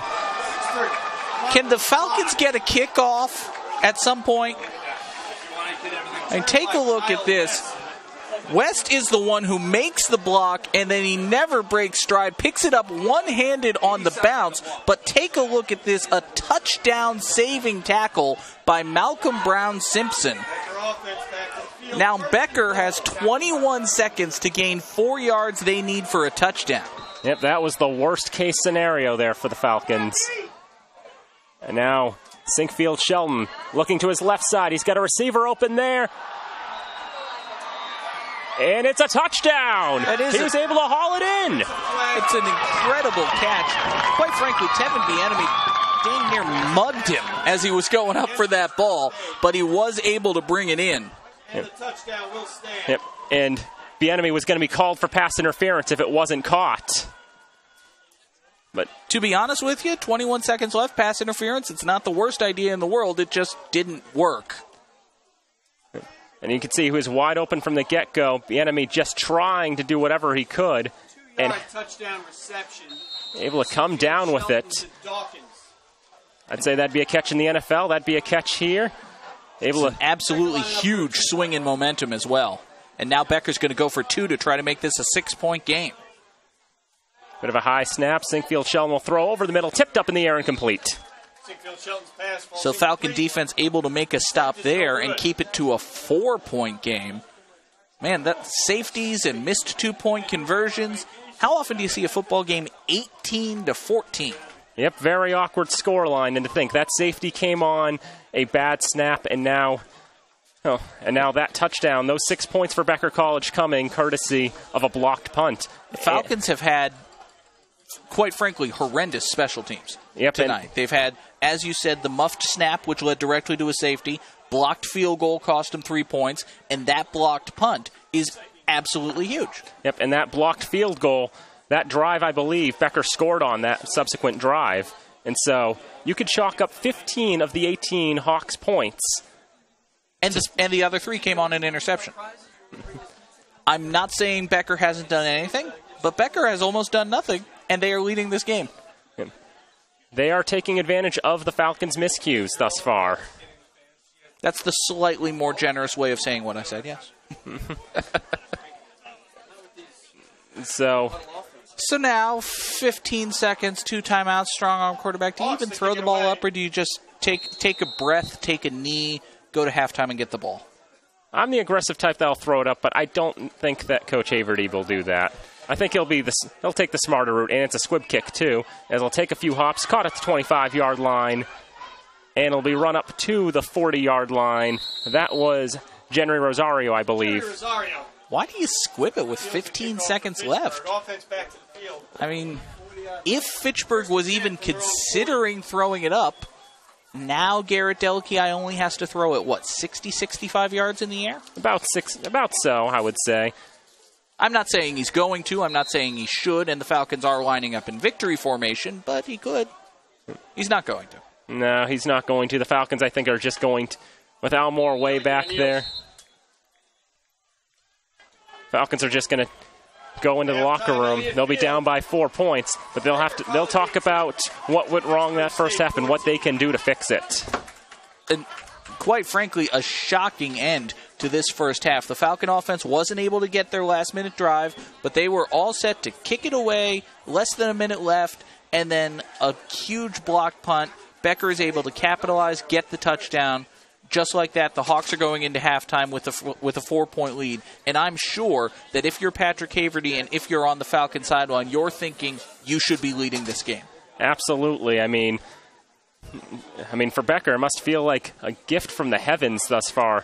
I mean, they've been taking advantage, especially with those special teams miscues. I mean, you don't expect it to go south like that, but that's what it is right now. I mean, the blocked field goal, the blocked punt. And now with all that. All of that, and just think, it's only the first half of the first game of the season. It's been an absolutely crazy one here at Elliott Field. More to come. We're going to take a break. We'll be back with the second half right here on FATV. As we return to Elliott Field on what has been a very exciting and eventful first half of football here to start the season on FATV. Daniel Bolak alongside John Gugerty. We have, I said that wrong, the people think I'm Daniel Bolak. I'm John Gugerty, you're Daniel Bolak, and we've had a very exciting half of football, haven't we? Yep, we've had a lot of crazy things happen in the first half. Blocked punts, safeties, long runs, great catches. We've seen it all, it seems, and we've still got 30 more minutes of football to go. We've got 30 more minutes of football to go here. We've got 7 or 8 games left on the schedule. We've got Fitchburg High next week. We're back here at Elliott Field in 3 weeks for another game. Of course, the annual Thanksgiving game this year at Crocker Field in Fitchburg as the Red Raiders take on the Blue Devils of Leominster. And right here at Elliott Field, right now tonight, Becker College is leading this game by a score of 18-14. Taking advantage of miscues, Falcons will try to get on that one. Short kick takes a hop, but it'll be picked up by the Falcons. A run up the middle. This is a nice run going for Fitchburg. As that is Shaheen Burnett, who is down at the Falcon 30. Shaheen Burnett 30. with his first meaningful touch of the game. It is a big one. A long run back there. Wasn't the longest kick in the world off the foot of Jacob Holmes, but Shaheen Burnett able to pick it up and make a very long first impression here on this season. Falcon offense, 1st and 10. Take a look at your score sheet for the first half. You will not find Shaheen Burnett. He did not do anything, but he has made his presence felt here in the opening 10 minutes of the third quarter. So now 1st and 10 for the Falcons. Almore will be the running back for the Falcons. They've been rotating between Jordan Almore and Javon Brown-Simpson. On 1st down, Almore will try to go up the middle, try to hold on to it, as wrapping him around there was Michael Calafiore, the D lineman from Franklin, New Jersey, and team captain for the Hawks.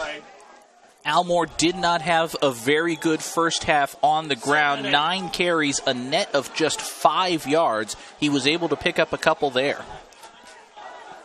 For Almore, it's just take what he can get.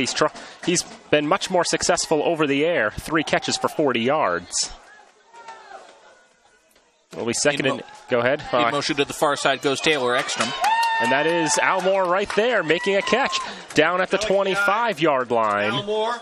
And that'll be a gain of a couple more yards.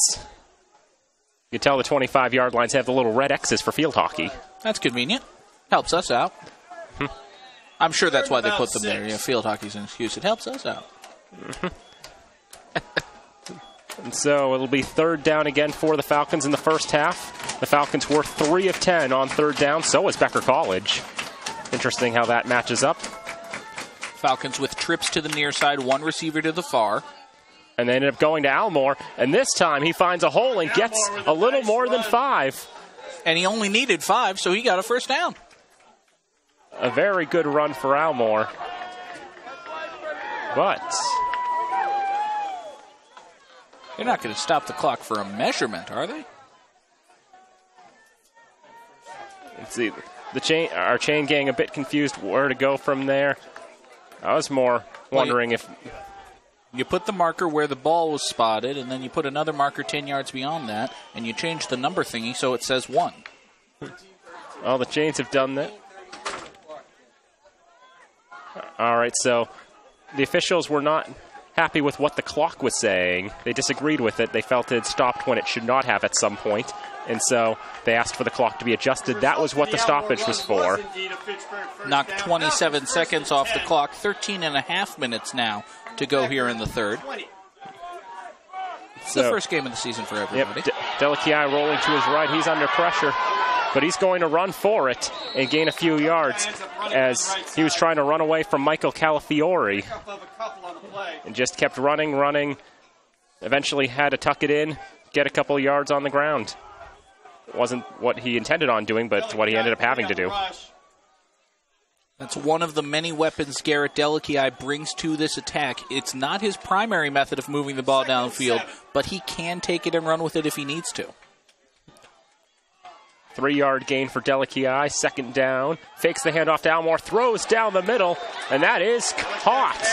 It's Samil, I believe, who made that catch inside the 5. Spotted at the 4. A very good catch by Devin Samil. That pass was a low bullet. Samil just picked it off the field turf. Here's an interesting question. Have we had a 1st and goal yet today? We do now. First and goal. I think Becker had one, maybe. They did have one late in the first half after the blocked punt. But anyway, Almore's going to try to run up the middle. It will be very close. He keeps fighting for yardage. They're going to mark Almore down short of the end zone. A Falcon did carry the ball in. That was offensive lineman Zachary Pierre. Almost certainly after he was down. And so now 2nd down. Ball at the 1. Dangerously close to retaking the lead is this Fitchburg State Falcon team. Almore remains in the backfield. They'll hand it off. Almore trying to rush it up the middle, but tackled to the side. I don't think he got in. Absolutely not. Michael Calafiore was right on top of it. Almore keeps knocking on the door, but he cannot bust it down yet. Third and goal. Ball looks like it's about as close to the goal line as you can get it. 3rd down and perhaps inches. I mean, it's right on the red there. And they'll go for the dive in. And that's Delikiai just plunging it forward. He is in. Touchdown Falcons. Delikiai with the sneak gives the Falcons the lead again. 20-18. We've seen Delikiai throw it a couple of times to Ty Spencer. This time he just keeps it on the sneak from well inside the 1-yard line. So now we'll see what the Falcons do. Go for the extra point. Ludwig will look to put it within a field goal. That one's up, and it is through. The Falcons finally managed to get a kick off, and it just goes in. I mean, that alone, it doesn't sound like much. That's an accomplishment for Fitchburg State right now. We've seen a blocked field goal, a blocked punt, a muffed snap on a punt. They got a kick, and it went through the uprights. Hooray. Fortunately, the one good thing with special teams, Ludwig is 3 for 3 on the extra points thus far. So that's helping keeping the Falcons in this.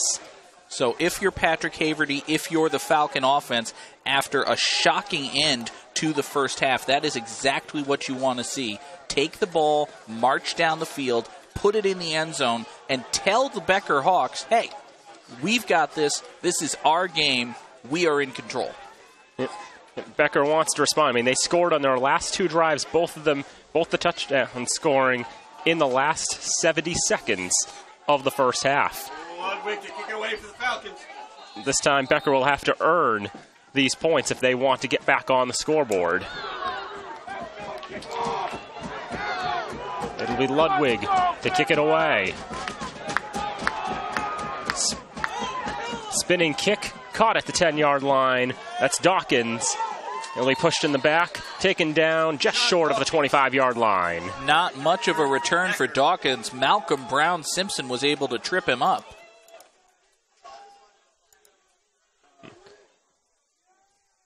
So for Dawkins, he averages about 14 yards a run back thus far tonight, and he gets about that much. Hawks will come out 1st and 10 at their own 24, led by Nas Sinkfield-Shelton, 15 of 28 in the first half, 147 yards and 2 touchdowns. He got into a very cold streak in the second quarter, but when it counted late, he's going to throw far over the middle and nearly intercepted. My goodness, Greg Donahue is going to be seeing that pass in his nightmares. Yeah, the sophomore from Westford, he had that one, and he just could not come down with it. And you could see it right on the replay. He was the man to make that catch wide open, and he just could not come down with it. Sinkfield-Shelton is lucky that he picked the... Go ahead. Yep. As while we're looking at the replay, Jacob Holmes gets nearly 10. Sinkfield-Shelton picked absolutely the worst place to hit Greg Donahue. Yep. Right in the hands. Yep. The worst place. Yep. Holmes ended up getting 10, in fact, so he does get the first down. And it's going to be play action. Sinkfield Shelton throws left side. That's better chance for a Falcon to catch that one. That was David Desame who had the best chance at that one. Someone has to tell Nas that he's throwing to the guys in white. Because so far here in the third quarter, he doesn't seem to have grasped the concept. Yep. We see Ty Spencer and Garrett Delakia on the sideline. Spencer with 2 touchdown catches tonight. Second down for the Hawks. Sinkfield Shelton will pass. Goes to his left side. It is complete. And making that catch for the Hawks, that'll be Elijah Marcello, who had that touchdown catch late in the first half that brought the deficit to 14-12 at the time, the 24-yard catch. So he gets the reception on that one. Not enough for a first down. It's just 6 yards. So 3rd and 4. Sinkfield Shelton ready for the pass, nearly sacked, gets out of it, throws to his right side. It's short. He was looking for Kyle West. Good work by Louis Feliz to apply the pressure on Sinkfield Shelton. Excuse me. Yep, tough name to say. It's one of them tongue twisters, but nonetheless, good defense by Louis Feliz. Had a lot of preseason All-American. Ekstrom will set himself deep to receive the Becker punt. And so they force Becker to punt here. So coming back in, it's going to be DeJon Dawkins. He'll get that one off. Ekstrom will call for the fair catch. And he'll come down with it around the 35-yard line. Falcon offense back to the field. So now the Falcons are going to be looking to score again on this drive to assert control on this contest, I have to imagine. The Falcons can get it in the end zone here, extend their lead to 9 or 10 points. They will be firmly in control of this one. Yep. Seemed like Becker got pretty lucky late in the first half, taking advantage of those miscues, as we've mentioned a few times already. But anyway, Delakia back in the shotgun formation. 2 receivers to either side. Al Moore to his right. Quick throw to the right side. This is caught. That is Ekstrom. He gets about 3. I believe that's the 3rd or 4th time the Falcons have gone with that quick bubble screen to Taylor Ekstrom on the far sideline. It's been a fairly effective play for them. Picked up a couple of first down. It gets 3 or 4 yards there. 6th reception tonight for Ekstrom. As you can see, just making that quick catch, and getting a few yards here and there. Just looking for the open man, the best man you could find. Javon Brown-Simpson back in the game for the Falcons as Spencer will motion to his left. So 3 receivers on the left side now. Play action, throw up the middle, and is caught! And this is for Big Profit! He's gone! A long touchdown run for Devin Samil! That was a design play from the get-go. The Falcons knew that was coming. They absolutely had to see something. Take a look at this. Garrett Delakia knows exactly where he's going with that ball. He goes right to Samil. There is nobody in front of him. I tell you, Dan, that has to be something that the Falcon coaches saw at halftime. When they make that play action fake, the Hawks just bite on it, and they bite hard. Samil was running straight up the field on the streak. A quick pitch and run. A huge touchdown for the Falcons. And that one is the lowest thus far, and unlike the first 3, not through the uprights. The lead remains at 9 for Fitchburg, 9:29 to go, third quarter. Falcons score in their first 2 drives of the third quarter. They lead 27-18. That was an absolutely brilliant and beautiful play call by the Falcons. And again, I'll say it, that had to be something they saw at halftime that they knew they could go to, and it absolutely worked there. Yep, Samil, 3 catches for 30 yards in the first half. Falcons hadn't been going to him as much as they would have liked. They tried to go a few more times, but there are a lot of missed plays, things that just didn't go so well. Samil last year caught for over 1,100 yards, averaging 111 yards per game over the air. He's shown himself to be an effective weapon. He stepped up in place of Ty Spencer last year, and now with Delakia having both Spencer and Samil to throw to, it gives him a lot of options, a lot to work with. Definitely a very powerful, at least a powerful potential for the Fitchburg offense that we're seeing here. 27 points already on the board. So as the Hawks score on the last 2 drives of the first half, the Falcons score in their first 2 drives of the second half. Anyway, here's the run back for Becker, and well, I've lost for words on that as Davin Collins just sort of somersaults to the 25. He got tripped is what happened. And he goes flying. Falcon defender just swarmed in, took him out at the knees, basically. So we'll have a look at this for Devin Collins. And that's Malcolm Brown Simpson once again. He got tripped up, but he was able to stay committed to the play. So Becker, not the best start for the second half that they would have wanted. They thought they were in control of this game. Now they're not so sure. First play is a run up the middle, getting about 2-3 yards. If that. Yeah. I believe that'll be Jacob Holmes yet again. Holmes, the ball carrier. Great shot there. You can see they gained maybe a yard. 2nd and 8. They'll give 2 on that one. 2nd and 8, 6 minutes gone in the third. Sinkfield Shelton barking out instructions. 2 receivers to the right. He won't use either of them. He'll give it to Holmes. And Holmes is wrapped up by Jermaine Patterson. There is, however, a flag down on the near side. Illegal motion against the Hawks, so I believe that play will stand. Or will they just assess the 5-yard penalty and replay the down? Considering there was a loss of yardage, they're going to decline it instead. Falcons do indeed decline the penalty, back it up behind the initial line of scrimmage. It'll be 3rd down and about 12. Loss of about 4 on the play brings up 3rd and 12. And considering if you accept the penalty, 2nd and 13, they lose it down. I mean, the penalty not really as strong as what ended up happening. So even with the illegal motion, it just doesn't work out for them there. 3rd down for the Hawks. Even when they're cheating, Becker can't do it right now. They need another gift to fall into their hands. Play action, and now Sinkfield Shelton tries to run. He breaks out of a tackle, and he's hit as he throws, and it was nearly picked off. Very nearly picked off, and it would have been a walk-in touchdown. Still a great defensive play by the Falcons. You can see Teron Seaforth there celebrating. I mean, Sinkfield Shelton right there, he very nearly got sacked there, and then hit as he throws, and nearly leaning in to make that. I believe that might be Mackenzie Cash in there. Luis Feliz wanted to pick that up, run it back, but the incomplete pass. Still a great stop for the Falcons there. A 3-and-out with authority. So this has just been an absolute nightmare beginning to the second half for Becker. Whistles kill this play. Their offense has been unable to do anything. The Falcon offense has put 2 scores on the board. I mean, it's hard to say because it feels like the Falcons are dominating this one and they're leading by 9 points. 7 minutes of game time ago, Becker was leading this game. Does it feel like that? It doesn't feel like that, does it? Yeah, I mean, how quickly the tides can change.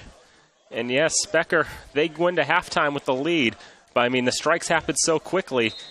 You're just wondering what happened there. But it has always felt like Fitchburg has had control just for those missteps. And for the time being, they weren't ahead on the scoreboard as a fair catch is called for and taken by Ekstrom around the 47-yard line. And now to make matters worse for Becker, they had to burn their first time out because they couldn't get a punt right. And now Fitchburg State has the ball 1st and 10 at their own 47-yard line as they look to just pile on and extend this lead.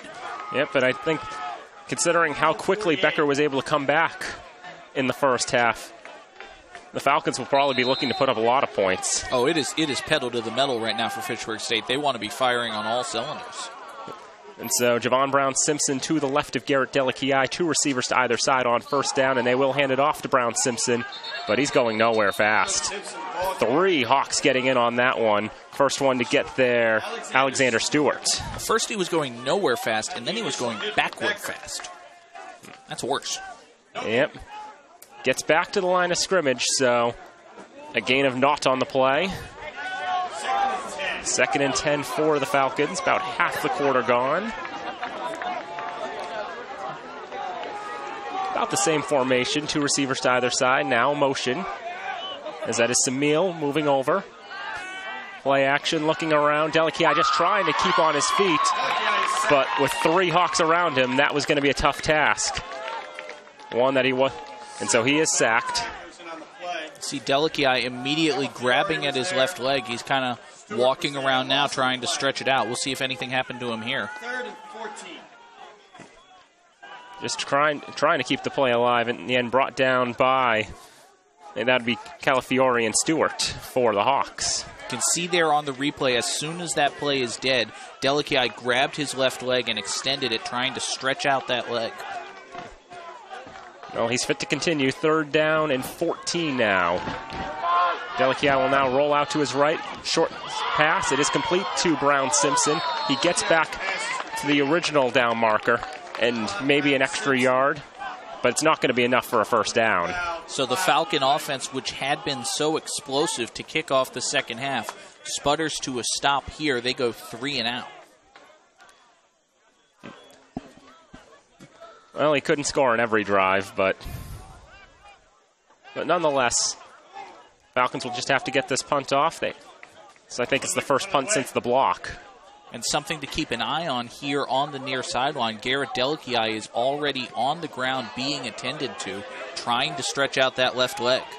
Collins is going to field. He's going to have a go at it as he runs out to the left side. He's finding some holes here, and Malcolm Brown Simpson diving to make the tackle. 5-on-5 there. First meaningful punt return we've seen of the night. Davin Collins picked that one up at down about his own 10-yard line, is able to get it out outside the Becker 35. A very efficient run back as Delici. He's up on his feet now. Just a moment ago, he was on his back, stretching out that left leg. He seems to be okay for now. He's giving a thumbs up. Feels like he's all right. As right here, you can see Elijah Marcello motion out to the right side. Naz Sinkfield Shelton out of the shotgun, 1st and 10. Fakes the handoff. This is a new running back for Becker. And running up there's Brendan Mulling, the junior from Naples, Florida. Gets a few yards on that one. Becker has not had any success with anyone on the ground. Perhaps it's about time that they change in a new running back, see if Mulling can get anything going. They may have been mulling this change for a while. Thought of that one a second too late, but I said it anyway. Why not? 2nd down. That's thrown to the right side, and it's picked up by Thomas DeCanio on one hop. Yeah, you can't catch it on the bounce. That's not legal. No, not in this sport. That would be quite the play, though. That would change the game. You catch it on one bounce, it's still live. Reminds me of how A.J. Pierzynski lately has been trying to... frame pitches in the dirt that actually bounce. I love it. Yep, gotta try, right? 3rd and 6. 2 receivers to the right and 2 receivers to the left, and a flag. Tron Seaforth's pretty happy with what he's done. He drew a false start. Sinkfield Shelton has employed that hard count a couple of times tonight. Didn't look like he was going with it there, but Chris Hirsch just didn't get the signal, and the right tackle flinched. And so back the Hawks up 5 yards from the 36-yard line. 3rd and 11. 2 receivers to either side, and another timeout's going to be called here.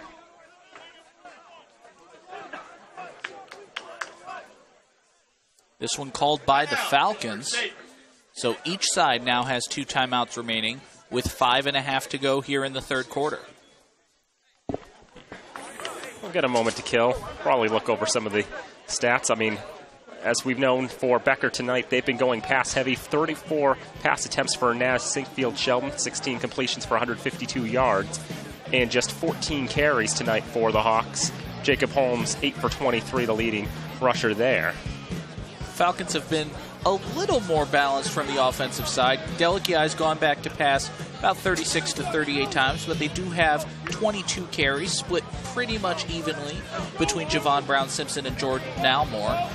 And honestly, Javon Brown-Simpson does have the high average, 9 carries for a net of 84 yards. Most of that is still the big 55-yarder on his first touch of the game.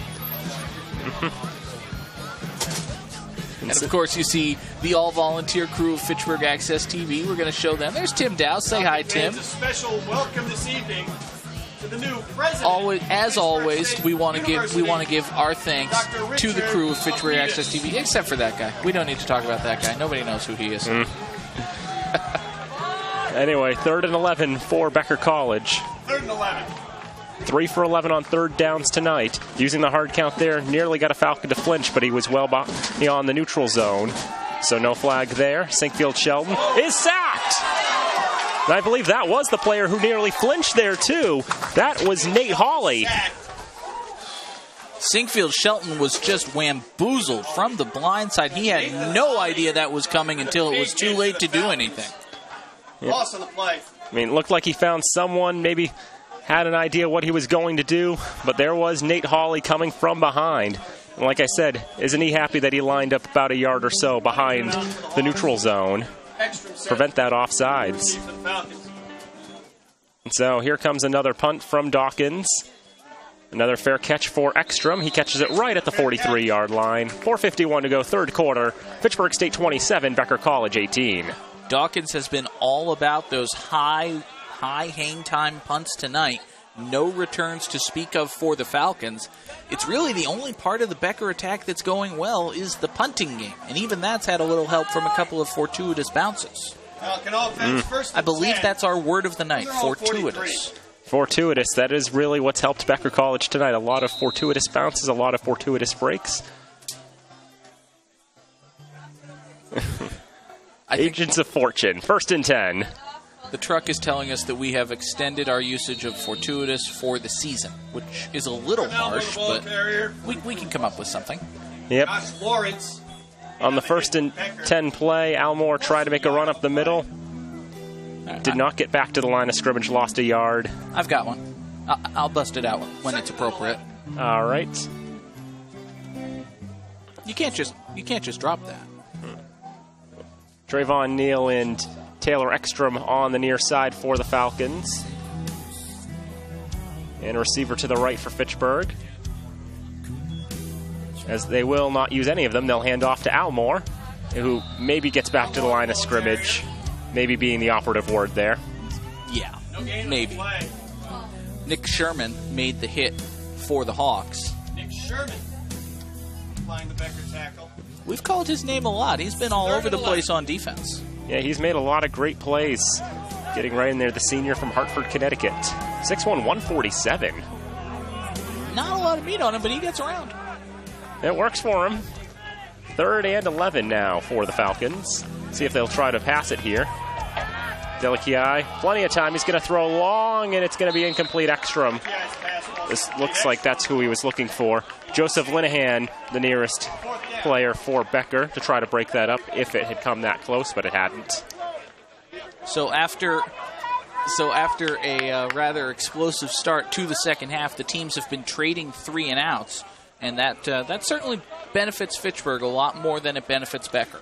Yep, it remains a 2-score game, 27-18. Still an interesting score line. If Becker gets a field goal, that'll ruin it. It will. Or safety, that'll be bad too. You don't see 18s in football that often. And so he'll be picked up there by Collins. Seems like he's got a lot of room. He tries to cut back. Did he lateral there? No, it almost felt like another weird cut back there. Deceiving my eyes for a moment, but he didn't get very far with that move that he made. Back out, maybe across the 30-yard line. We'll take a look at it again. Yeah. The camera's eyes never lie. Let's see what actually happened that my eyes thought happened. Let's see. You're trying to break a tackle, and that's what happened. He just gets speared is what happened. Man's lucky to still have a spleen. Surrounded by everybody. Bit of a high snap. We'll throw out to the left side, and it goes through the hands of Elijah Marcello. Marcello was pretty scared on that one, afraid that they might call that a backward pass, a lateral, but to his fortune, his good fortune, they call it a forward pass. I'm dancing around the word there. No, it was serendipitous is what it was. Much better word than what I came up with. Thank you. 2nd and 10. They'll go with the handoff to Jacob Holmes. Tries to find room on the right side. Jermaine Patterson not going to let him get very far. Trips him up. Looks like that was Jermaine Patterson, as you said, on the hit. Yep, 6 feet tall, 265-pound senior from Lynn, Massachusetts. I believe he was a classmate of mine in a sociology class. As it's 3rd and 10. As we tick under 3 minutes to go in this quarter. See, I'm too old. All of my classmates have graduated. I feel bad. Try to get him with the hard count. No, I think Hugh Holmes was a little confused. It's snap on 3, not on 2. Yeah, at first I was saying he was trying to get the Falcons on the hard count. I see them flinch. I don't see Hugh Holmes 10 yards downfield and he's coming off the field. It's been a pretty bad night for him. Hugh's running a post on this route. We know that one. Yep, but not anymore. He's heading to the sideline. Yep, so 3rd and 16 now for Becker. They get the count right. Sinkfield Shelton looking to go far now. He's looking to just run it forward as he wasn't able to find anybody open. He's looking at the lights right now. He's been good in flourishes, but long stretches of tough luck for Naz Sinkfield Shelton. Another 3 and out for the Hawks. The Falcons are really bringing the pressure against Sinkfield Shelton, daring him to beat them, daring his receivers to get open, daring Becker to do something with the running game, and thus far, none of that has happened. And so, Dawkins back to punt it again for Becker College. Whistles kill the play. So what was this one for?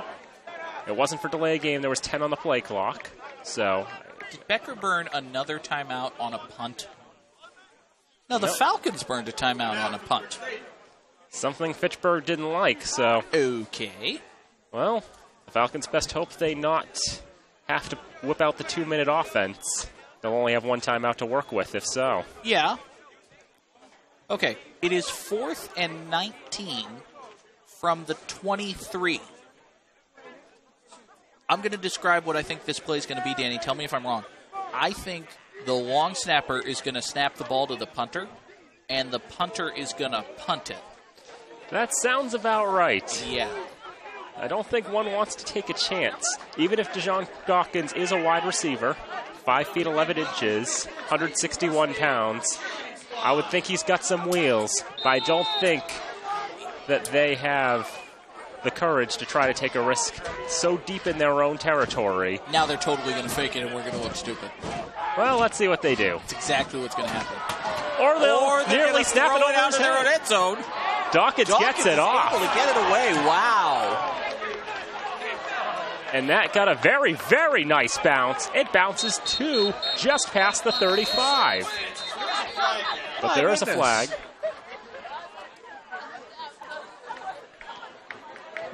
The Falcons had a snap on a punt go over Ludwig's head, and that turned it into a safety. But what do we have here?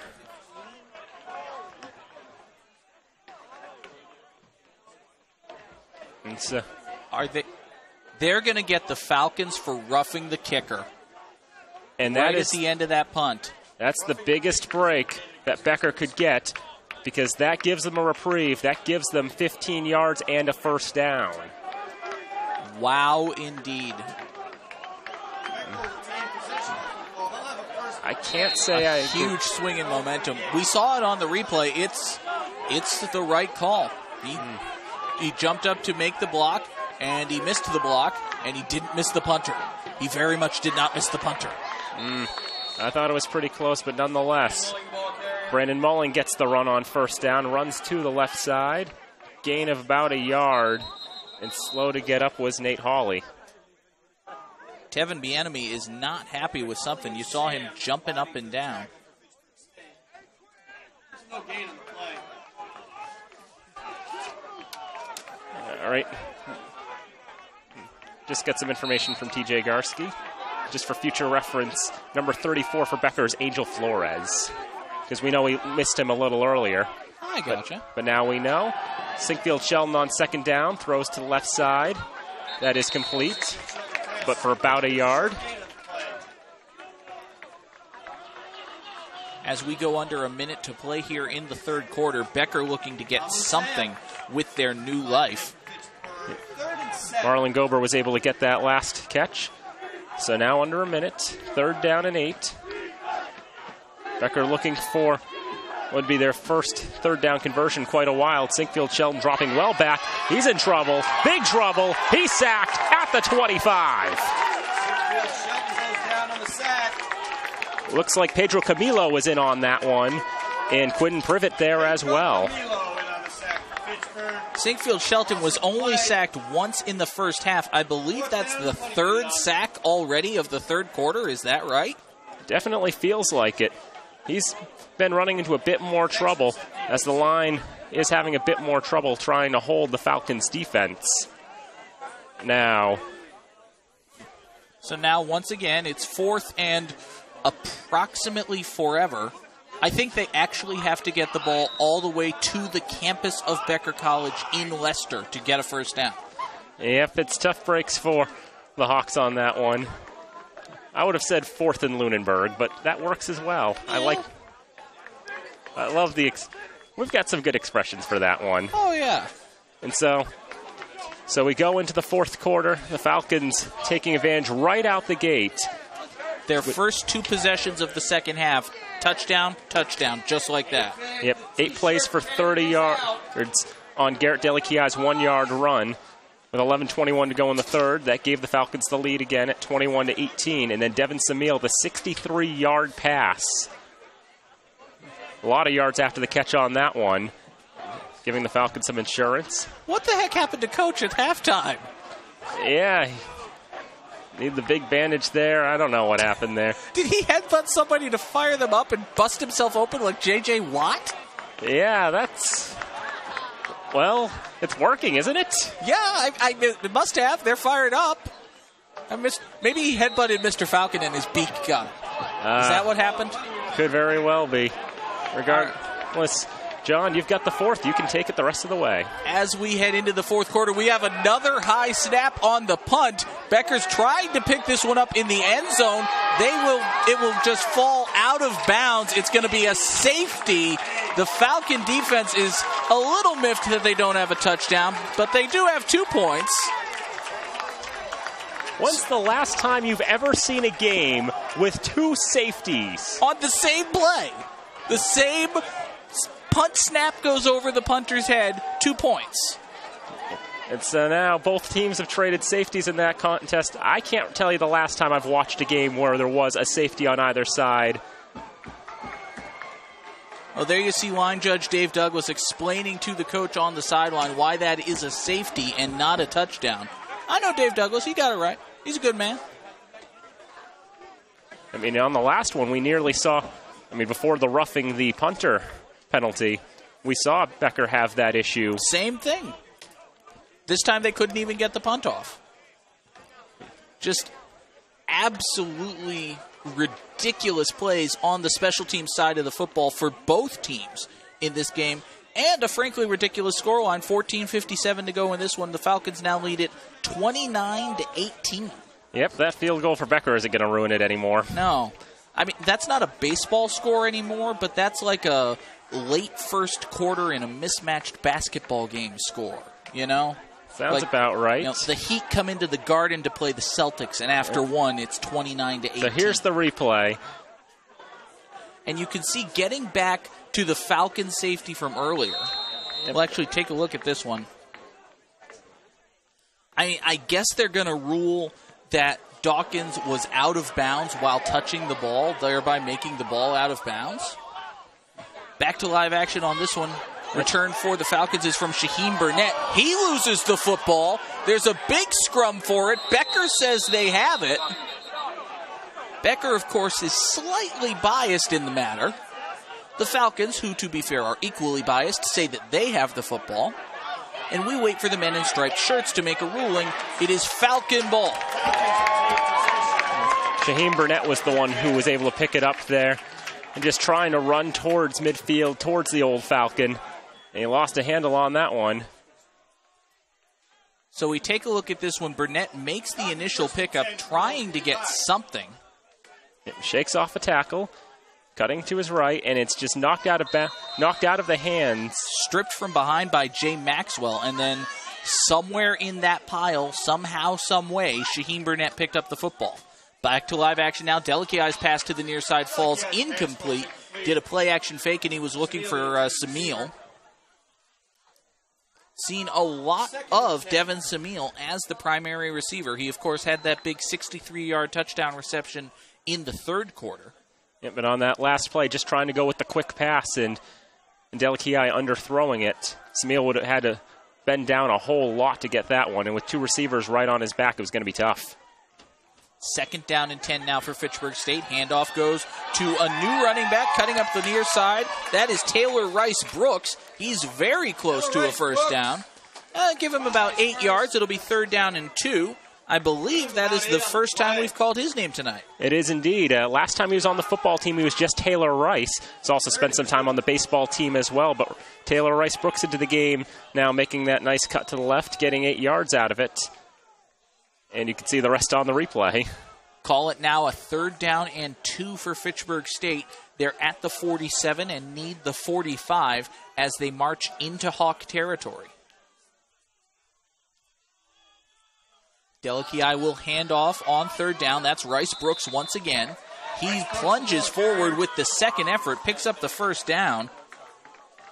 And that's not a flag. That's a mouth guard down on the field. You did see a little bit of a back and forth going on. Robert Brown, the senior O-lineman for Fitchburg State, had a little something to say to the Hawk in front of him. I got to say, coming from Marlboro, it's a lot weird. It's weird to say Hawks and not say Hudson. I'm just going to put that out there. Motion to the near side for the Falcons comes Jesse Lastra. High snap, play action fake. Delakiai throws it up again. Pass falls incomplete. Looked like they were going for that same play that got the long touchdown, the play action, and then the streak to Samil. This time well defended. Samil going for that jump ball again.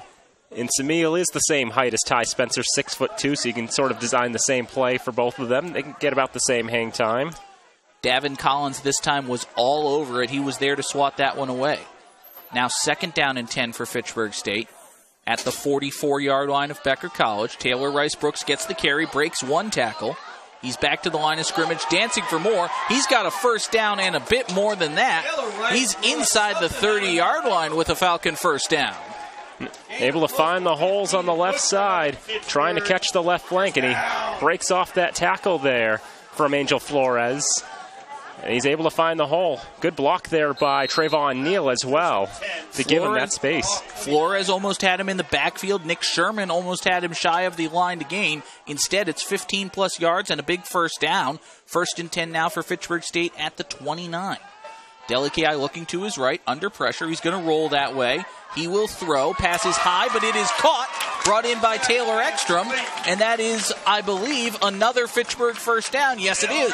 Stop the clock, move the chains. 13:09 to play. 1st and 10, Fitchburg State.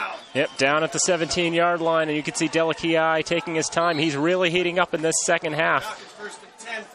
No one averaged more passing yards per game in the MASCAC last year than him. Taylor Rice Brooks, the ball carrier on 1st down. He's got a big hole. Plunges forward, extends his arms. He's down at about the 12-yard line after a gain of 5. And for Rice Brooks, he's coming out with some explosive running power as well. I think he was a receiver last time he was here with the occasional kickoff return. But this year, slotted as a running back, and he's trying to make his case in this open backfield. 2nd down and call it 5 now for the Falcons. Taylor Rice Brooks remains in the backfield. Falcons have 3 wide receivers and a tight end. Handoff goes to Rice Brooks. He cuts it back up the middle. He is in untouched. Touchdown, Fitchburg State. And that will put the final nail in the Hawk coffin. At the pace it's going. But what a run there for Taylor Rice Brooks, just cutting through the line, dancing through everybody. Boy, he's really making his case. As we said, you could use these non-conference games to figure out what your backfield's going to be for when conference play starts in 2 weeks. Taylor Rice Brooks dances into the end zone. The fans dance in the bleachers. Extra point attempt is up. It is blocked slightly. It falls no good. So it is a 17-point game, 35-18 Fitchburg State. Yep. So it becomes a slightly more normal number there. As we can see, Mamu Sam, he's pretty happy on the near sideline. There's plenty of reason to be happy.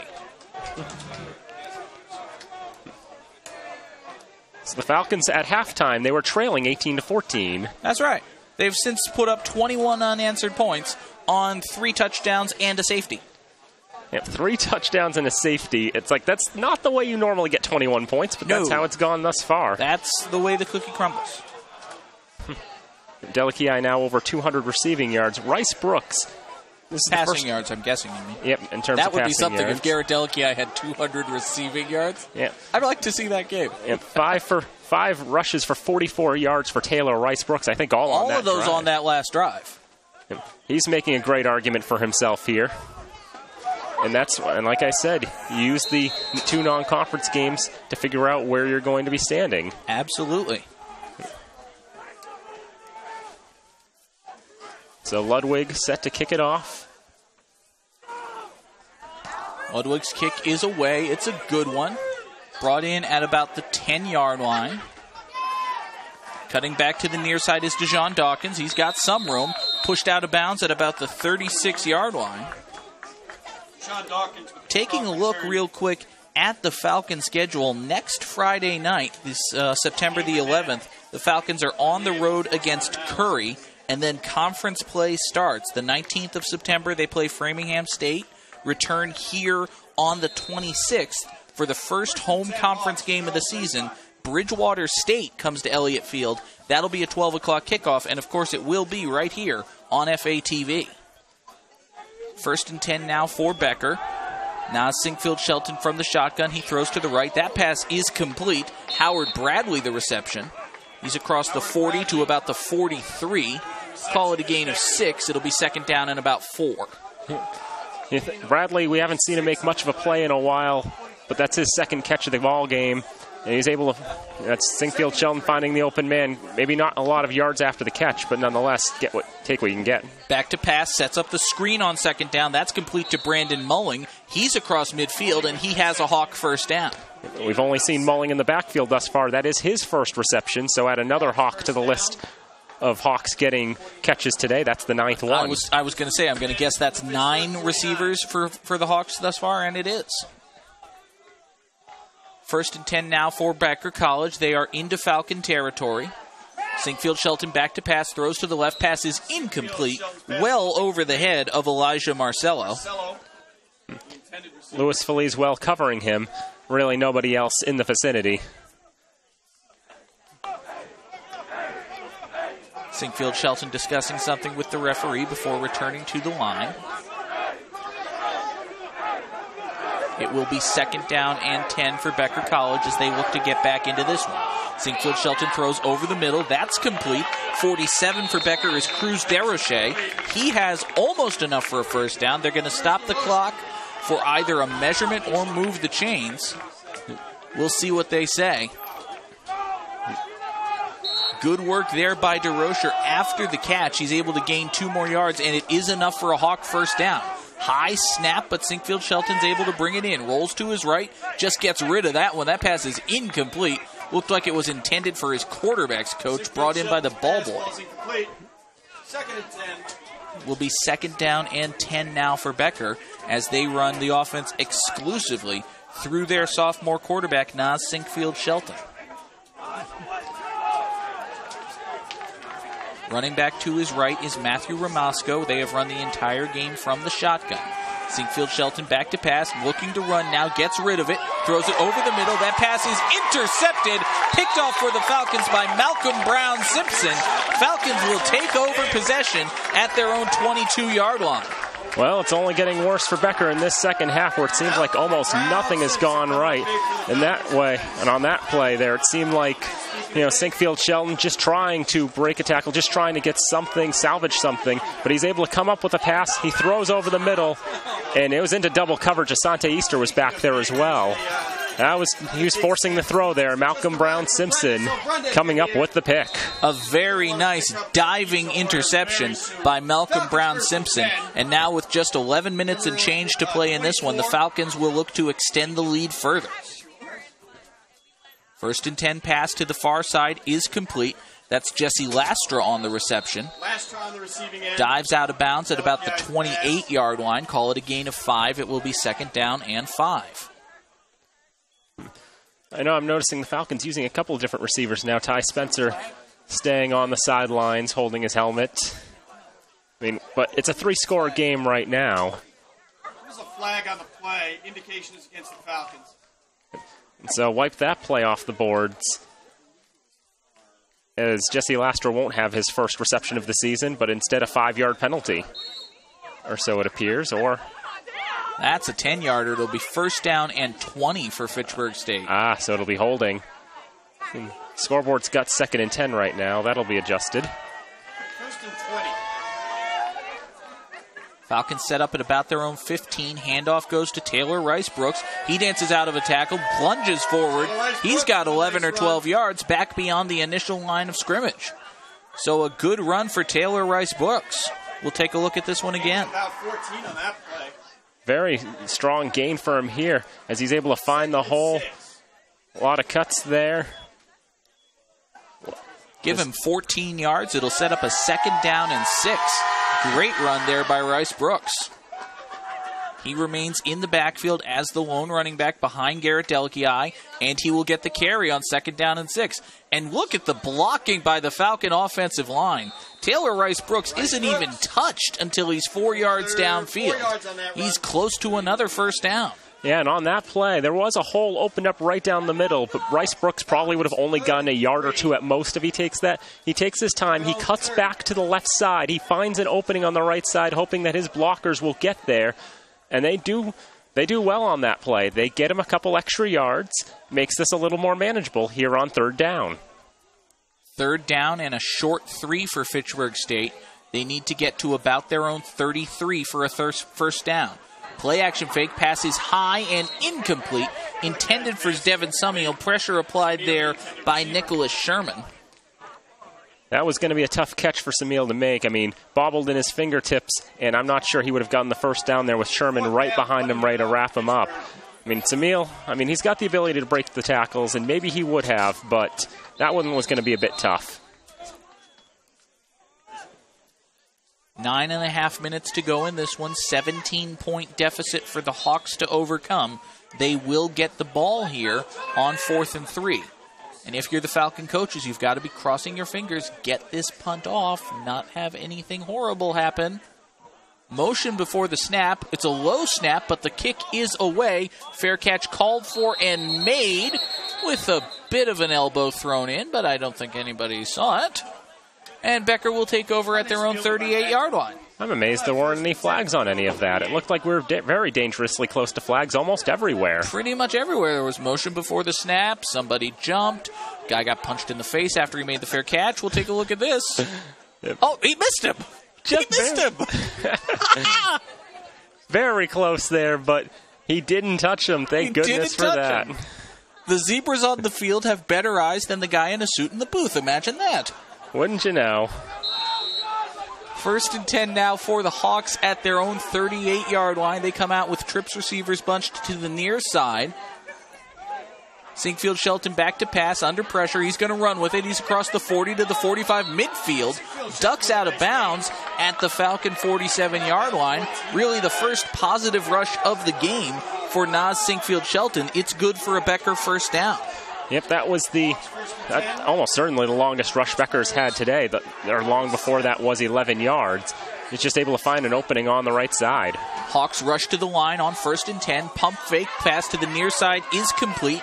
That's Elijah Marcello, his 4th or 5th catch of the game. He's across the 45. Mark him down at the 44. Marcello with a pretty solid game. I find it interesting how similar these two offenses seem to be. 3 or 4 receivers every play. Shotgun formation with one in the backfield. Pretty similar bases here. Sinkfield Shelton back to pass on 2nd down. Throws to the far side. Pass is complete, but brought down immediately by Teron Simpson. That, once again, is Elijah Marcello. He got nothing. He loses. Good day, sir. Yep. Teron Seaforth with the tackle there, stepping up immediately. Not going to let Marcello get anything on his 5th catch of the day. So it will now be 3rd down and 8 for Becker as they desperately cling to life in this one, down by 3 scores halfway through the 3rd quarter. Falcon defender jumps across the line but is able to get back. Hard count employed by Sinkfield Shelton. He's back to pass. He's under pressure. He is out of the pressure for now. He is brought down again. Sacked for the 4th or 5th time here in the 2nd half. This one by DeMar Collins. Take a look at this. Great work by Sinkfield Shelton to get out of one hit, to get out of a second hit, He's in trouble. He can't get out of the third. He is brought down deep in the backfield. It'll be 4th down and about 20. Yep. On that last play, Mamu saw him nearly jump the gun there for offsides. The last time we saw a Falcon nearly jump the gun and didn't, he came up with the sack, and that was Nate Hawley, and that time saw him very close to getting the sack there. But DeMar Collins able to finish the job for the Falcons. High snap, but the punt is away. This one a bit of a low line drive. Bounces at the 25 and will take a Becker roll. That's going to go inside the 10. Mark it down at about the 8-yard line. A very good punt there for Becker College. That was Dawkins' 9th punt of the day, and that has to be his best, I have to think. It was 33 yards with the best before that. 7:13 to play in the game. Up by 17 points. Faced with 1st and 10 at your own 8-yard line. I think I would bet my mother that the Falcons are going to hand the ball off on this play. It would seem Does that like sound about right? Seemed like the right thing to do unless they want to catch us off guard. I hope you're not listening, Mom. Well, I hope you are, but I hope I'm not wrong. Taylor Rice-Brooks is the running back. High snap, but he does get the handoff, so I get to keep my mom. Unfortunately, Taylor Rice-Brooks doesn't get any yardage on the play. He's brought down just shy of the line of scrimmage. Yep, well, you're so willing to bet your mom on that play. I know Becker must have been betting the same thing. They bet my mom, too? I don't want to know. Well, they must have had similar sentiments. They were reading run the whole way. And they guessed right. Falcons are only able to get back to the line of scrimmage. It'll be 2nd down and 10. Taylor Rice-Brooks remains in the backfield, well behind Garrett Delakey. Actually, excuse me, I believe that is not Taylor Rice-Brooks. It is Jordan Almore, the ball carrier. First time we've seen him in a while. He cuts to the near side. Brought down at about the 15-yard line. Good gain for him. Call it 6 yards. It'll be 3rd down and a long 4. Well, considering how well Rice-Brooks did a little earlier, like a drive or two ago, just keep playing with the hot hand and then gets a gain of 0 yards. So you go back to another guy, try Jordan Almore, and he gets 6 yards there. One of his better runs of the night. Falcons taking their time. 6 minutes to go here in this one. They've still got about 10 more seconds they can burn off the play clock. Jordan Almore sets up to the right of Garrett Delakey. Trips receivers to the far side, just one on the near. Delakey under pressure, dumps it off for Almore. Pass is complete, but slammed down in the backfield. Shane Padini making the hit, doing a little bit of shouting, which is a little bit of silly considering he's down 17 points. But Becker is able to force the Falcons to go 3 and out, and they will take their second timeout of the second half with 5 minutes, 42 seconds to play in this one. For that last play, I think, with Almore, I mean, they've been throwing to Almore on those short passes, and he's been wide open on a lot of those passes. But on that last play, you have Padini stepping up there, stopping Almore before he can get much of anywhere. Probably part of the reason why he's so fired up, because for once, they had that play work. That was a very high percentage pass, very safe, pretty sure to get a completion. Either keep the clock moving or force Becker to burn a timeout. Becker did burn a timeout. Unfortunately for the Falcons, they were not able to gain enough yardage, so it will be 4th and 6.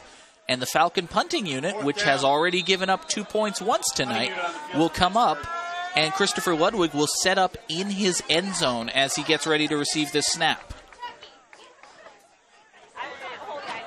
It's a bit of a different defense with different setup with only one defender in the way. Good snap, good kick. Punt is caught at about the 48-yard line by Davin Collins. He's got some blocking, though. He's at the 35-30, 25-20, 15-10-5. Touchdown, Becker College. Just like that. A 48-yard punt return by Davin Collins. You can hear the Becker fans fired up on that one.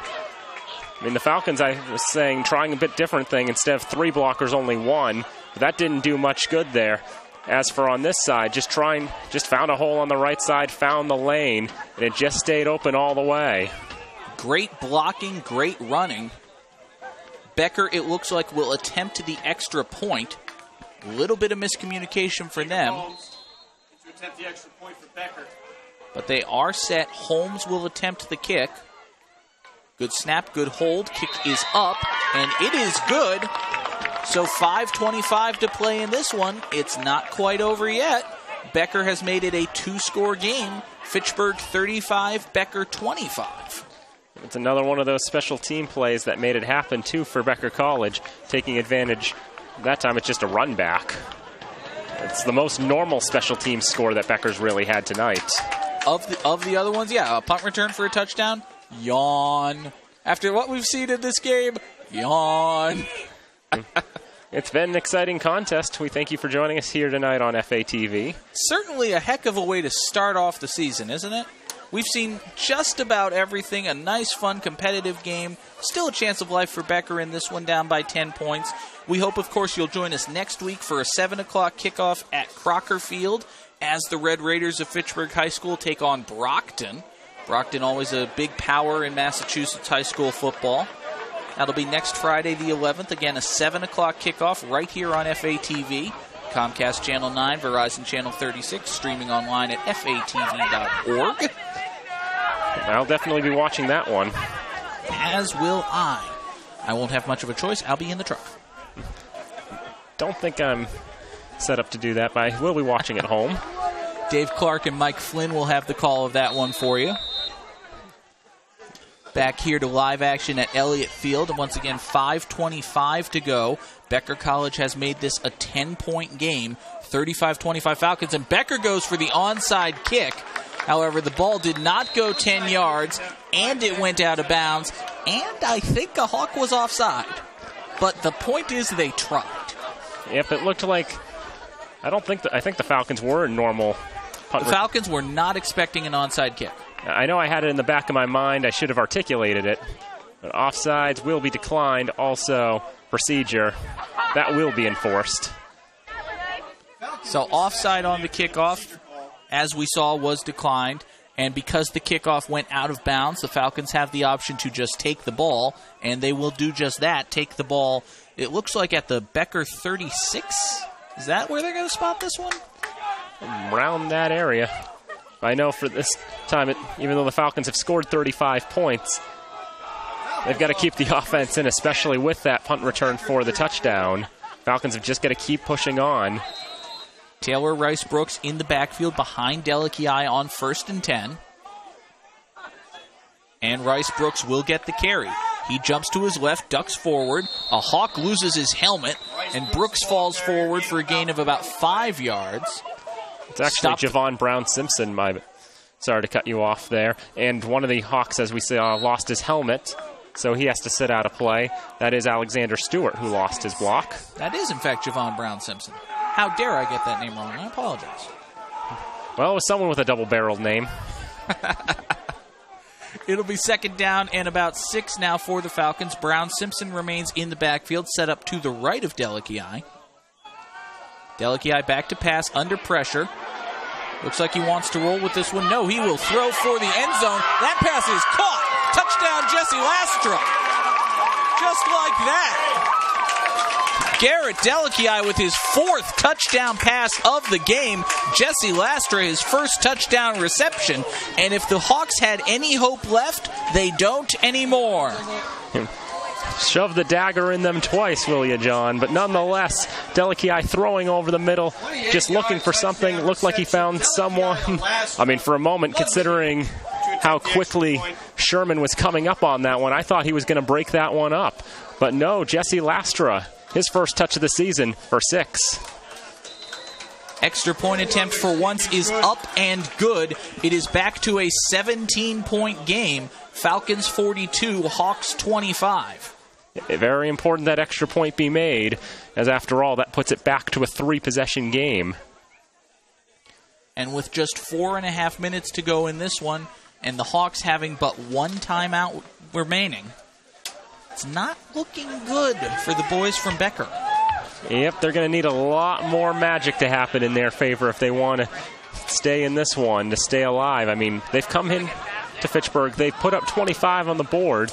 They can be pretty proud of that effort. It's a pretty high number for them to put up. In fact, they did not, their highest point total all of last year was 20. That was against Norwich on October the 18th of last year, and they lost that one by 17. So this is pretty good for Becker. Strong improvement, 5 points more than they scored in any game last year. If you're Patrick Haverty, you have to be really happy with what you've gotten from your offense. I mean, your offense has put 6 touchdowns on the board. You'll take that any given Friday. In this case, I would say Saturday, but it was Friday, so you know what I mean. Ludwig's kick is away. It is brought in at about the 15-yard line. Dawkins with a lot of speed. Dawkins on the return. He's across the 30 to the 40. And as you said, Dan, Dejon Dawkins with a good burst of speed gets out to the Becker 40-yard line.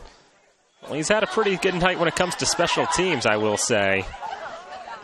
That's his 6th kickoff return of the night. I think he's over 100 yards in terms of yards on that. I mean, averaging 15, definitely got about closer to 30 on that one. But now Sinkfield Shelton's going to have to find something in his offense.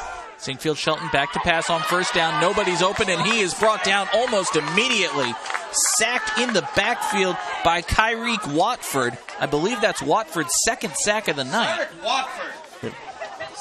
Yeah, Watford quickly wrapping up Sinkfield Shelton, and I know for Becker College, their one score in this half came on that punt return for a touchdown, but really, Sinkfield Shelton didn't have nearly enough time to do what he wanted to, and Watford able to step up there. 2nd down and about 16 now for the Hawks after the sack. Sinkfield Shelton, quick pass to the far side is complete. Looks like that's Elijah Marcello on the reception. Clock goes under 4 minutes to play as the Hawks hurry back to the line. 3rd and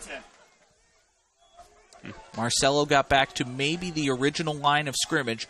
Call it 3rd down and 10 now for Becker as Sinkfield Shelton goes back to pass. It's a quick screen to the far side. That is complete. Brandon Mulling the reception. He gets to midfield. He's short of the line to gain. It'll be 4th down and 1, and Becker, of course, will go for it. Yep, Sinkfield Shelton just shaking off the hit as he throws, and they're not going to waste any time. They'll go for it right now. First time all night, Sinkfield Shelton's gone under center. He goes for the QB sneak, and he does have enough. Stop the clock, move the chains. Austin 316 says that's a 1st down for Becker. 1st down, Becker. Got just enough on that one to keep Becker's slim hopes alive in this contest. See, that's a wrestling joke. It is. Stone Cold Steve. You were silent for so long. I was like... I wanted to make sure it was a 1st down. I got the reference. Sinkfield Shelton's pass on 1st down is incomplete. Looked like he was intending that one for Howard Bradley. The intended receiver. 2nd and 10. 3:05 left to play in this one as Becker tries to stay in it. Sinkfield Shelton dancing around 50% in his completion percentage. 199 yards tonight, 2 touchdowns. He's going to have 50 attempts by the time this game's over. He's already 24 out of 47. Back to pass here on 2nd down. That pass is complete. Brought in by Mulling. There's a flag down. Pass was complete. There is a flag down on the play. Brandon Mulling is slow to get up after making that catch.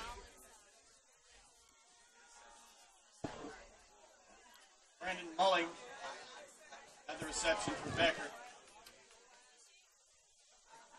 Still waiting to see what the call is. It's a face mask against the Falcons. Face mask against the Falcons. Another big penalty by Fitchburg State. Personal foul indicated against Fitchburg State. That'll be 15 more yards. 1st and 10 now for Becker at the Fitchburg 33 with 2:52 and counting to go in this one. Sinkfield Shelton back to pass on 1st down. He's hit. The ball is loose, and it is fallen on by Fitchburg State. Brian Monaco makes the fumble recovery, and that will do it for this one. If it wasn't over then, it is now. As Sinkfield Shelton just trying to protect it, just pops out Louis Feliz as he's trying to tackle him. I think he got his fist on it, and Brian Monaco comes up with it for the Falcons. It looked like Feliz, as you said, Dan, he was coming in with his right hand. He kind of punched up at the ball, was able to just pop it out of the quarterback's hands. Sinkfield Shelton couldn't hold on to that one. Brian Monaco was able to fall on it. Now the Falcons just try to run this one out. They have a new man in at quarterback. Handoff goes to Shaheen Burnett. I believe that's his first carry. The new QB for the Falcons is Andrew Minton, junior out of Quincy, Mass. Went to North Quincy High. Can confirm that is the first carry for Burnett and the first snap for Andrew Minton in this contest. Burnett got back to the line of scrimmage, maybe a little less than that. It'll be second down and about 10.5 with 2:10 to play in this one.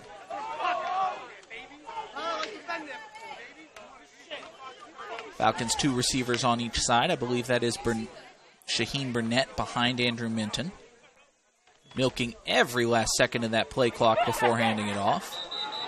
And Burnett is swarmed at the line of scrimmage, maybe a bit behind it. Whistles killed the play well before he dropped the ball. Yep, and the Hawks playing till well after the whistle. And taking their last time out with 1:41 to go in this one. Well, you got it, might as well use it. Give yourself a chance to at least get the ball back. There's 1:41 left. You expect the Falcons to run it on third down, and then if they don't get the first down, then they'll punt it back to the Hawks with not a whole lot of time left for Becker to do anything with. They might get the ball with 45 seconds, maybe. Seems about right. I mean, for Becker, it's like their best case scenario is, okay, we get another run back, get another touchdown, onside kick, do something, onside touchdown, and repeat that. It's quite the stretch of faith right now. Yep. I think at this point, if you're Becker, you'll be happy if you can at least, it's like if you can get one chance to run the 2-minute offense, to score a touchdown on that will probably be... It's the first game of the season. You want to practice that, absolutely. Third down and 11 for Fitchburg State. Looks like that's Javon Brown-Simpson back into the ball game. He'll get the carry. Picks up a few yards, brought down at about the 43-yard line. He's able to kill a few extra seconds by the way he danced around, going backwards and forwards. Fourth down coming for Fitchburg State. They will kick it away, and they're, frankly, in no hurry to do so. Yeah, play clock is set to run out at 53 seconds. And as we saw from Andrew Minton earlier, they're willing to milk pretty much all of that. Pretty much. Wouldn't it be the most shocking thing in the world to see the Falcons just take the delay of game here? They seem to be in no hurry. And there we go. Falcons will, in fact, burn their last timeout, save the 5 yards. So with 52 seconds to play in this one, they will basically stand there. I think they know they're going to kick it away. Fairly confident in that. Yep, so one last punt from Christopher Ludwig, he'll hope. And one last chance for us to thank once again the all-volunteer crew of Fitchburg Access Television. And while I'm rattling off the names I know, I hope someone will tell me the names I don't. Our director is, of course, John Dextrace. Technical supervisor, Travis Falk. Camera operators include Scott May, Tim Doust. A couple of gentlemen on the field. Absolutely fantastic work by everybody here in the FATV booth. Steve McDonald down running a field camera for us. Brad Bedard as well. Eric Baird helping out. I believe he's running audio for us tonight. Just an absolutely wonderful crew to work with. They do a wonderful job every single week, bringing so many events to the people of Fitchburg, including the first win of the season for the Falcons, I can fairly safely say, with 52 seconds left. Yeah, not a lot of time for Becker to mount a comeback. Let's see how this goes. Good snap on the punt. Ludwig's kick is away. It bounces at the 30, and for once doesn't take a roll for the punting team. It'll be downed at the 29-yard line by David Desime. So Becker will have 42 seconds to practice their 42-second drill. Yep. And just looking ahead at the schedule, so the Falcons will be at Curry next week, a 7 o'clock start from Milton. And then their first conference game, a noontime start on the 19th against Framingham State, the defending MASCAC champions, picked to win the conference again. So the Falcons basically have to face the final boss from the get-go. But they were very close to beating Framingham State last year. It's 29-26, I believe. So first down and 10 for Becker College. Handoff there goes to Brandon Mulling. He plunges into the line of scrimmage, gains a couple. Considering how Becker was running that one, I almost wonder if they want to call it a day. Well, they'll run at least one more. Another handoff to Mulling on second down. He plunges forward. He's across the 35 to the 36, and that'll probably wrap it up. So the Falcons take this one by a final score. Are they going to run out the clock? Can I do my wrap-up? I can do my wrap-up. The Falcons take this one by a final score of 42-25. A very successful first outing here at Elliott Field. Once again, folks, next week, our first Fitchburg High game, Friday, September the 11th against Brockton. That's a 7 o'clock kickoff live from Crocker Field. We will be back here on Saturday, the 26th of September, as the Falcons host Bridgewater State at 12 noon. Dan Bullock, will you be there? I plan on being there. All right, I will be there. Yep, it'll be family weekend here at Elliott Field, so if you thought we had a very big crowd here tonight, we may have an even bigger one come 3 weeks from today. Absolutely, and hopefully it'll be an undefeated Falcon team. We can cross our fingers and hope. For now, next week at Crocker Field. But tonight, for Dan Bolek, I'm John Gugerty. For all of us at FATV, thank you so much for watching. Have a good night, everybody.